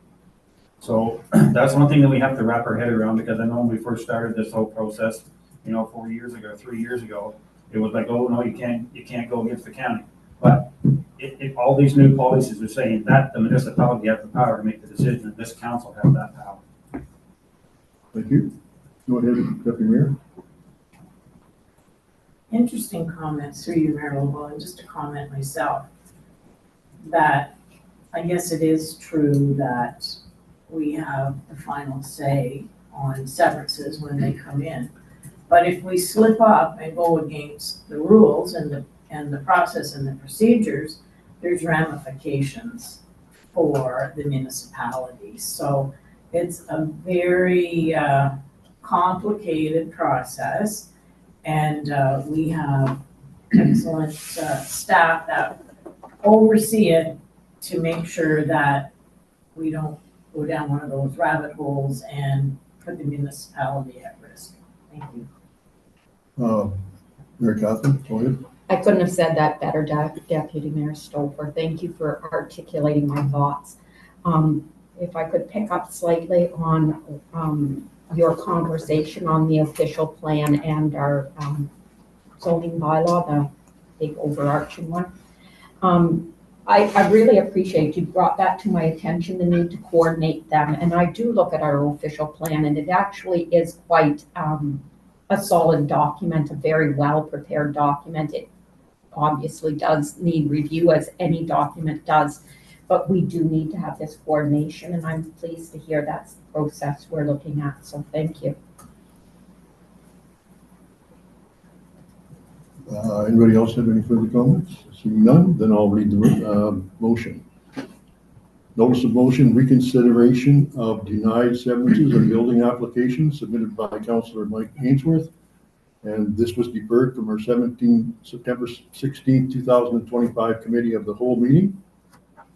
At that meeting, it was moved by Councillor Ainsworth and seconded by Councillor Booth, whereas recent legislative changes, including Bill 23, Bill 5, Bill 17, and the provincial policy statement, PPS are actively reshaping the regulatory landscape in an effort to streamline housing development and reduce administrative barriers. And whereas the current township official plan is outdated, and whereas the township needs to increase tax base to continue to fund services and programs, and whereas severance and building permits inquiries have been turned down by staff despite council being the final authority on planning matters. It is recommended that the council direct staff to bring forward a comprehensive report listing all denied severances and building permits inquiries and applications within the last 12 months to be reconsidered for council at no cost to the applicant until the applicant is successful, and that staff explore opportunities to establish a more integrated decision-making process between council and the planning department to better align outcomes with provincial housing objectives. Did I get a mover? Oh, I've already got a mover. All in favor? Opposed? That motion is not carried. I'm going to suggest we take a 10-minute break. I think Tracy and your staff are finished for this morning. Thank you very much for all your information. And that was an awful lot.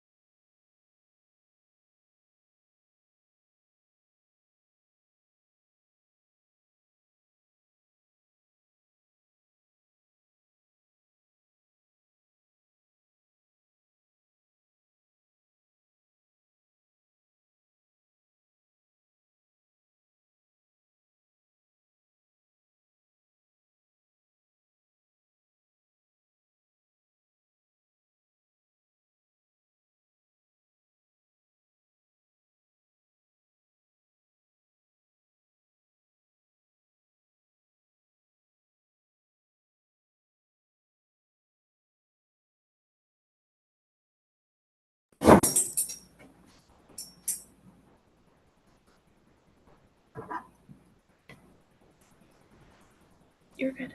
Okay, thank you. Next one is 14.1, and I'm going to request that we defer this one because I sent some inquiries to staff and they haven't been able to answer me yet regarding costs and those type things. So they're asking me to hold off until the 14th, I guess that is, and that information will not be available. So I need a motion to defer. Moved by moved by Councilor O'Neill, second by Councilor Ainsworth. Any discussion? Go ahead. I too had sent in some questions and did Oh, did you? receive the Okay. same answer as well. I just would like to have the water master plan in front of me and then move on with this step. So deferral is good for today, but that is the kind of information that I would like the water master plan in front of us and hopefully a representative from Lucy as well to guide us through this. Thank you. Deputy Mayor. So I'm not just too sure how much more questions that, I mean, this has been before us. And we are getting quite a few deferrals on a lot of topics. So what is your recommendation? What is the date that you want to put this to? I'm hoping that we'll go to our next meeting, which I believe is October the 14th. Is that the first Tuesday?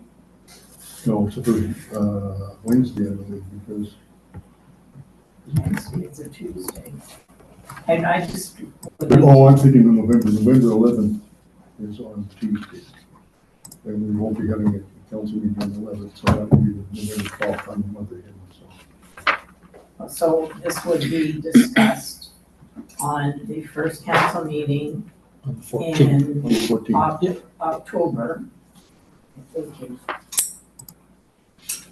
Yes. So if you, I'm not sure who gave the motion. Okay. Councilor O'Neill, are you willing to amend that slightly to defer till the 14th? I don't think it needs clarification.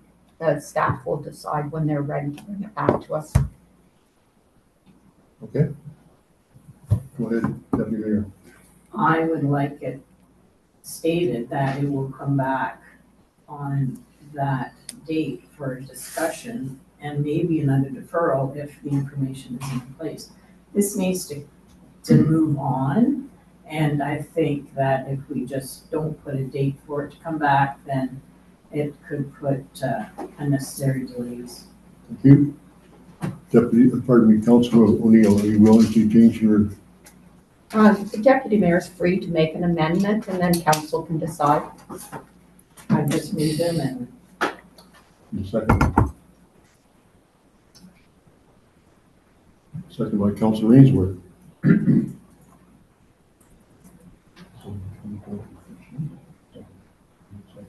Go ahead, Mike. For you, Mayor, just maybe more clarification what the deputy mayor is asking. Go ahead, Deputy Mayor. Thank you, Mayor Ogle. Clarification, or thank you. I would just like it to return on that date.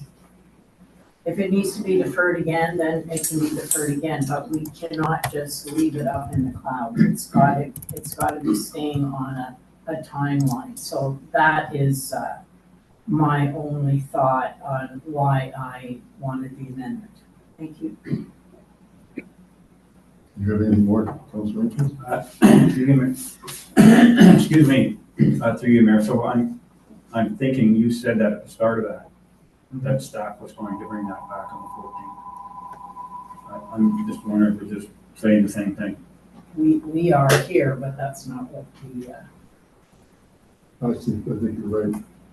This gets more specific, this motion. The other one is a little bit not as specific. Right. That answer your question, Mike? Yep, thank you. Okay, anybody else? Go ahead, Councilor I would prefer to leave it a little bit open-ended because my understanding is that there may be some other information brought to our attention. And so I don't want to tie up staff to not be able to proceed with the other pieces because we decide on this piece first. I don't know how, anyway, my understanding is that staff was happy to see this deferred, and I'm willing to leave it open-ended, and they can bring and deal with it as they feel appropriate.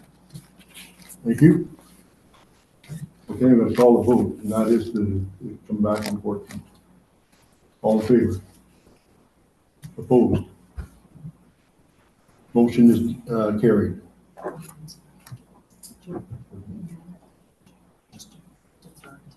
Okay.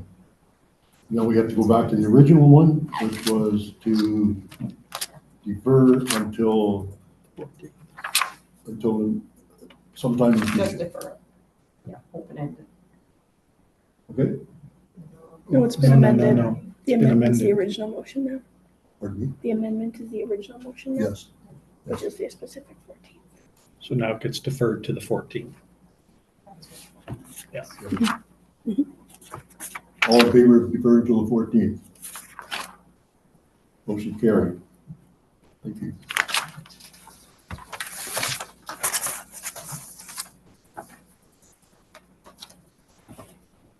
Next one is BW 2025-15 water winter sand supply and the award number 23 of September 2025. Stefan is here for any questions. Thank you for the report, Stefan. Does anybody have any questions for Stefan? Councilor Booth. Just through you, your worship, just clarification, Stefan. I know we're getting the winter sand and the salt, and I guess, is it our staff that mixes them then to whatever standard there is, right? That's so much salt and so much sand? My understanding is that the contractor would perform that work. We would just stipulate the percentage of salt to sand ratio. So 10% ratio would just be 9 buckets of sand to 1 bucket of salt. So how would, sorry, Mayor, so how would that work if it's two different, like you've got somebody else delivering the salt, somebody delivering the sand? So no, you explained to me. I just want to know in my mind how they. We would just have the sand delivered to the site and it would already be on site. And then the sand would come, and then as the sand arrives, they would be mixing the salt that's already on site in with the sand. Oh, okay. Okay, thank you. Any other questions? Go ahead, Councilor Ainsworth. To you, Mayor. So down at our Lower Trent Conservation meeting, we actually passed a motion to have a sand or a salt policy for municipality. Do we have any kind of policy here? I heard, 9-to-1 kind of thing, but although nothing's gone any further than that, passing and getting to the province, but if we had some kind of a policy in place, it'd be a good start. Okay. To my knowledge, I'm not aware if we have a salt policy at this moment, but it's definitely something we can look into in the future. Thank you. Mayor Catherine? When Lower Trent presented at the Centerton Library, their presentation on salt, they did say that they were happy with how all of the municipalities have been working forward on that. So I assume you're going to find something on it. And they actually identified parking lots as the next area of concern, but I don't believe we would have any parking lots that we are salting. But anyway, just a flagging that was what came up in that discussion.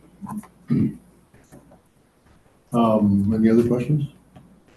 Just out of curiosity, Stefan, how much sand do we have left from last year? I don't know the exact amount that we have. No. We estimated we need about approximately 9,400 tons this year, but once again, that there's some variation in that once we begin to. So how full are the domes now? Off the top of my head, I know our Centerton dome is pretty well empty, completely empty, and I'd have to check to see how much remaining we have at our Rosemead dome. I wouldn't be surprised because you used an awful lot of sand last year. Yeah, our February, we did go through quite a bit of material, yes. Any other questions? All in favor? That's carried.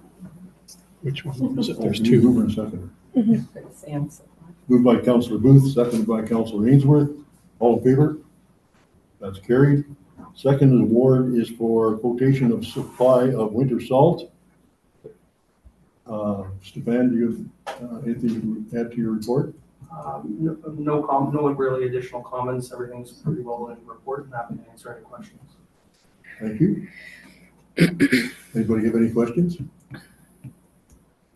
Okay, I'll take a mover and a seconder, and I'll read the recommendation. It is recommended the Council of the Corporation of Township of Allen Calderwood. The council received report PW 2025-16, award of quotation for supply of winter salt 2025-2026 season for information, and that council award the quantity quotation for the supply and delivery of winter bulk course de-icing road salt for the 2026 winter season to Cargill, at a cost of $117 per ton, and that a bylaw be brought forward to council consideration to authorize the mayor and the clerk to sign an execute a purchase agreement with Cargill for 2025-2006 road salt. Mover and seconder. Moved by Deputy Mayor Stover, seconded by Councillor O'Neill. Any further questions? All in favor? Motion's carried. Next, we're moving on to administration reports. We do have two of them. We'll start off with 15-1. Thanks. Council training conference request from Councillor Booth, Ontario Recreational Facilities Association, ORFA, Aging Recreation Infrastructure Symposium, Markham, October 6th to 8th, 2025. Go ahead, Councillor Booth. Through your worship, I'm just wondering if we could move that on the agenda to 16.4, because 16.4 is talking about who we are going to send from council to sit on the fundraising committee. And I think I'd like to be able to talk about both of them at the same time, because I would prefer that who's ever sitting on the fundraising committee be the ones to attend this, but I'll leave it open. So just asking to move it to 16.4. That's the request. Anybody have, go ahead, Councillor, make a motion of this. Oh, he's seconding it. We did the same thing. So that was your motion? Yeah, if we could move it to talk about it at the same time as 16.4, or let's make it 16.5 probably, because after we decide who's sitting on the committee is probably a good opportunity to ask them to attend this. Okay. Can I get a seconder? Mike, you seconded? All in favor? Motion's carried. The next one is 15.2, pension presentation and discussion. And I prepared something that we could consider as a resolution. Whereas pension engineering staff and executive appeared at the Cal meeting held on September 15th, 2025, as requested by council. And where pension staff answers questions from members of council, therefore be it resolved that council directs staff to proceed with pension engineering to take and test random samples from the Grafton Municipal Office and provide these results to council ASAP or no later than November 15th. That's my motion. Sorry, Mayor, it was really in depth there. Could you repeat your last three sentences? Yes. The council directs staff to proceed with pension engineering to take and test random samples from the Grafton municipal offices and provide these results to council as soon as possible and no later than November 15th. Good. Thank you. I'll second. Seconded by, I'll make the motion and you can second that. Comments? I'm not sure you can make it as the chair, but anyway, I do support the intent of this. Okay, I can't make it. I'll move it. Okay. Moved by Deputy Mayor Stover, seconded by Councillor Booth. You have the floor. Two comments then. I always prefer to be able to have something in front of me to reference. So my preference would have been that your wording was up on the screen for us to look at during this. I think the intent of what you were saying, I thoroughly agree with. If I'm using the language that were provided in the report to council on the RFQ from June 17th, it is hazardous materials testing provided by Pinchin Limited at $12,500. So I'm just lifting out their language, if that is okay. Deputy Mayor, No, I'm fine with your motion. you made the motion. Oh, I made, oh, sorry. You started me down this road. Yes, I'm fine with that. Councillor Booth? Through your worship, Okay. yeah, I agree with it too. I think we all, after Pinchin met with us, we need to know the first basis. Do we have any asbestos or hazardous materials there? I guess what I like is what Councillor O'Neill is saying is that it is at the 12,500 that they told us, right? I don't want them coming back to us to say, oh, now it's 16,000 something, whatever. They told us it was 12,500. I just want to make sure they're holding us to that. Because if they're not, then there should be an RFP for it. And I'm sure they will. When was that report? It is the June 17th meeting, Of 2025? 25, correct. Thank you. Deputy And- Mayor? Oh, yeah, just Deputy Mayor's. Go Well, ahead. I would think, and I asked you, Madam Clerk, to kind of massage this, because you're very good at massaging what we do on the run here sometimes. I thought I seen 10.5 somewhere, but anyway, you're saying 12.5? Could we have a max that it not go over a certain amount? Or should we get the exact amount confirmed before it goes ahead? But without having to stop this, I don't know, your massaging come into place there. My opinion is that that's the quote they've given us, and that we proceed with that and not take any more time. Okay, but all right, if that's the quote, then away we go. Anybody have any further comments? All in favor? That motion's carried. Moving on to 16.1, which is already been, we're gonna have to wait for that because we deferred the previous one. So we're moving on to 16.2.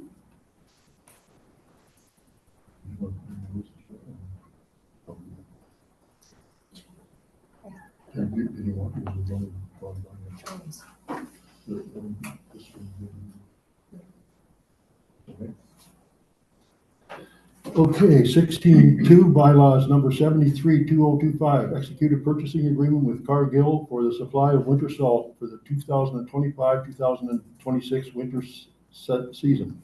It is recommended the Council of the Corporation of the Township of Allen call in fact as follows. That bylaw 73-2025 being a bylaw to execute an agreement with Cargill for the supply of winter salt for the 2025-2026 winter season be given a first, second, and third reading and finally passed this 23rd day of September 2025. Moved and seconded. Moved by Deputy Mayor Stover, seconded by Councillor Ainsworth. Discussion? All in favor? That's carried. Bylaw number 74-2025, executed purchasing agreement with Gerald Finley Construction Limited for the supply, delivery, and loading of winter sand for the 2025-2026 winter season. It is recommended the Council of the Corporation of the Township of Elmwood enact as follows. That bylaw number 74-2025, being a bylaw to execute agreements with Gerald Finley Construction Limited for the supply, delivery, and loading of winter sand for the 2025-2026 winter season be given a first, second, and third reading and finally pass this 23rd day of September 2025. I can move in a second. Moved by Councillor Booth, second by Councillor Ainsworth. Any discussion? Seeing none, all in favor? That's carried. 16.4, bylaw number 75, to appoint members of the Haldeman Community Memorial Arena and Recreation Complex Funding Racing Ad Hoc Committee. It is recommended the Council of the Corporation of the Township of Allen Haldeman that the mayor, deputy mayor, council, and be appointed by law to the Hullabaloo Memorial Arena and Recreation Complex Fundraising Ad Hoc Committee, and that bylaw number 75, 2025, being a bylaw to appoint members of the Hullabaloo Committee Memorial Arena and Recreation Complex Fundraising Ad Hoc Committee be given a first, second, and third reading and finally pass this 23rd day of September 2025. Mover and a seconder. Moved by. Huh? You want to read through? But we should be moving second. Okay. Okay. Councillor Ainsworth, I had your name first. Are you appointing someone? Oh, sorry. You got the Yeah, I would actually like to, appoint Council Stover. Okay. Go ahead. What is the next step? We need a second first. No, second. For me? You have to have two councillors Yeah, or well, we two haven't people. approved the first one yet. Pardon me? Well, we just do them all together. Well, we can do them all together. Who would like to sit on it maybe might be a good, Huh? maybe through you, your worship, who would like to sit on it first instead of, Okay. Who would like to sit on it? Councillor Ainsworth would like to they sit on can it. sit. Who else would like to sit on it? Councillor Stover, Deputy Mayor Stover wants to sit on it. That's good. Okay, anybody else want to sit on it? Could I ask for, just ask a question? As in all the other committee of councils, the mayor is ex officio and can come and go. Thank you. Can I ask another question? As you come and go, as the mayor comes and goes, does he vote on at the meeting? He votes? Okay. And everybody else votes too? Okay. Well, and it's recommendations. We aren't, we're voting on a recommendation to come to council. Is that how it would work? I'm Well, then- assuming it would work. Through Mr. Mayor, yes, it's still the same advisory committee setup, even though it is an ad hoc. Your ad hoc simply means that it doesn't exist with a term of council. It's going until the goal is accomplished or council decides it's finished, which would allow you to expand that 13 months, which sees us at the election period. Giving a little bit more buffer, given that this is going to take a little longer to hit that goal of $5 million. So in terms of voting, your terms of reference is your members at large, your council members, your mayor as ex officio all have voting rights, save and except for the two staff liaisons, which are there as equal participants but do not have voting rights. And further to your question, yes, it's still advisory in nature, so the recommendations still have to come forward to council to be ratified before any forward movement on any initiatives that they set forth. Thank you. Councillor O'Neill. Just a bit of clarification, because the Recreation Committee has had two members of council, and this never arose where the mayor did show up at one of the meetings, but my understanding is that one of the councillors wouldn't get to vote if the mayor did vote, was my understanding of it. Clerk? Through Mr. Mayor, I've never seen that. Our terms of reference gives voting rights to the mayor if he's present, so it would be the three. So again, you end up in a situation of quorum. Typically, your mayor wouldn't be there participating unless he's asked for by a member who can't be present. So you would be in that situation there, but you're not sitting as members of council at that point. You're sitting as members of committee, so you're not there in a decision-making capacity as council. So that is something that we would be watching from a clerk's perspective to make sure that we didn't have that quorum in that facility, in that capacity. Okay. So, I'm sure you'll work it out. Pardon? I said, I'm sure you'll work it out that We'll all three work of it you out. don't show up at the same time. Well, three of us can show up, but the mayor would be, three of us can show up and we can do whatever, and it comes to council before anything happens. the way I understand it. All in favor? That's carried. Now the training. Mayor, deputy mayor, mayor, and council, okay. Who moved and seconded? We just had general discussion. We did have general discussion. I'll move. Moved by Councillor Booth. Second by Councillor O'Neill. That the mayor, deputy mayor, mayor, or council, well, we'll just get rid of all of them. And we'll say Deputy Mayor Stover and Councillor Ainsworth be appointed by bylaw to the Haldeman Community Memorial Arena and Recreational Complex Fundraising Ad Hoc Committee, and that the bylaw number 75-2025 being a bylaw to appoint members of to the Haldeman Community Memorial Arena and Recreation Complex Fundraising Ad Hoc Committee be given a first, second, and third reading and finally pass this 23rd day of September 2025. We need to move in a second, or did we already get that? We just did that. All in favor? Okay, then we gotta go back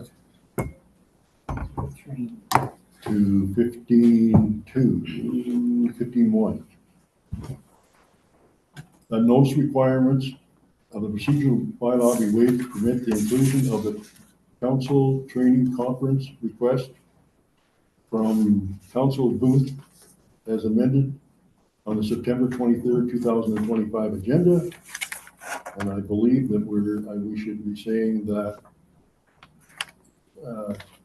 I believe Councilor Booth is not interested in attending that anymore. I would prefer that if they can attend, that the two that are on the committee attend it.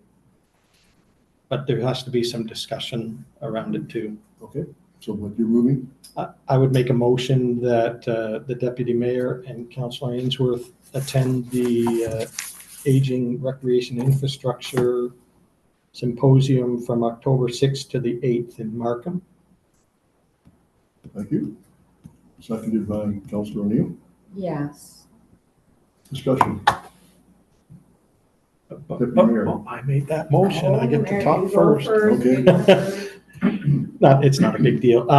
The only thing that I have a concern of is because it's so late in the season that I'm thinking, and I'm not 100% sure, that most councillors have used up a lot of their $3,000. And I'm thinking that it's not fair to ask the two councillors that they're going to have to pay for this course. The course is $695 plus HST, so it's $786. And then if there's mileage there or whatever back and everything, you're probably looking at $1,000, right? So I'm wondering That's not room.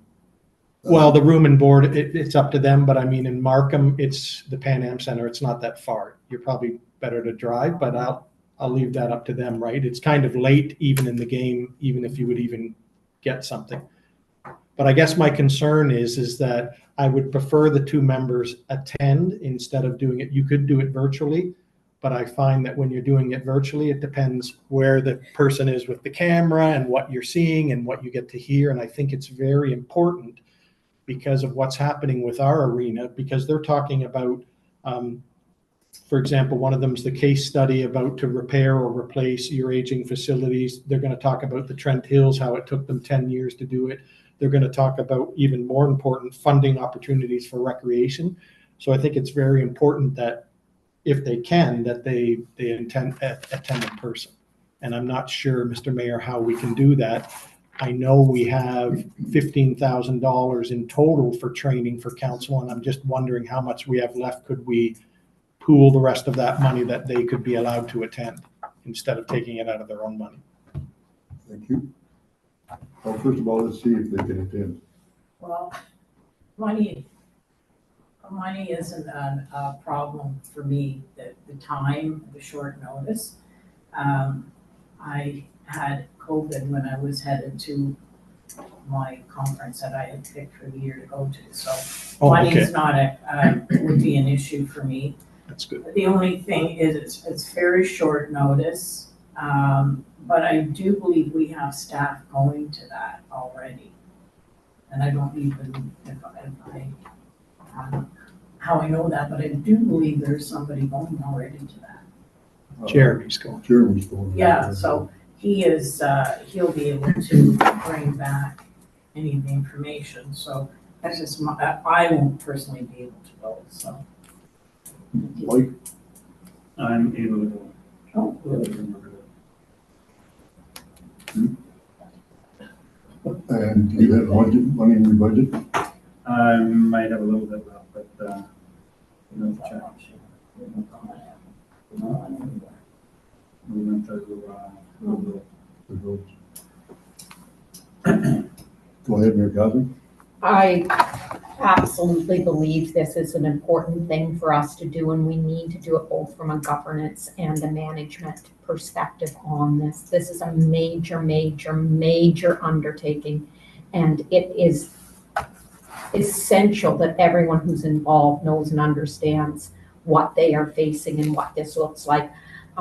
Interestingly, yesterday, the full list, now that's been coming out in drips and drabs for a few months now, but the full list of the 2025 grant recipients came out yesterday. Alma Caldeman was not on that list. If we want to be on that list in the future at some point, we've got to fully understand what is being said here to make sure we are doing what is going to make us successful. Thank you. You have final comments? Yes, if Councillor Ainsworth does not have money, I concur that I unfortunately only have $92 left. It won't be a great help to you, but that we would ask the treasurer to find that from unused, from potentially other members of council or from the recreation budget somewhere. This is such a high priority item that I think we need to find the money for it somewhere. Thank you. Councillor Booth? I know I have $400 and something left from mine, so I'd be willing to, and I'm not sure if the deputy mayor's not attending anything this year, if she would. Time's running out. Yeah. Next year's another story. But I agree with what Councillor O'Neill is saying. It's very important, and looking at some of these things, and I believe some of us attended AMO last year and we got to sit in the Trent Hills one, which was very important of how it's taken them 14 years to get where they are. I think, hopefully he doesn't have to pay for anything and pay for his mileage and everything. And I'm sure I have some left in mind. So, do you need to pass his hat around? And you can take your lunch every day too. So would we have to, Mr. Mayor, put that in there? Because I know in the bylaw it states we each get $3,000, but could we state that the money would be taken out of the total of the 15,000? The pool. The pool, yeah. Yep. Can you put that in the words for us? So through you, Mr. Mayor, the motion has to be funded from the 2025 council training budget as per bylaw 06/2025. You're already kind of there. It might show up as over, but you just deal with that with your financials as an over under, just if everybody's conscious and aware of where the expenditures lie, and we've had the conversation that it's authorized for him to go knowing that he's at that threshold. Okay, everybody happy with that? Yep. Yeah. Have fun. All in favor? Motion's carried.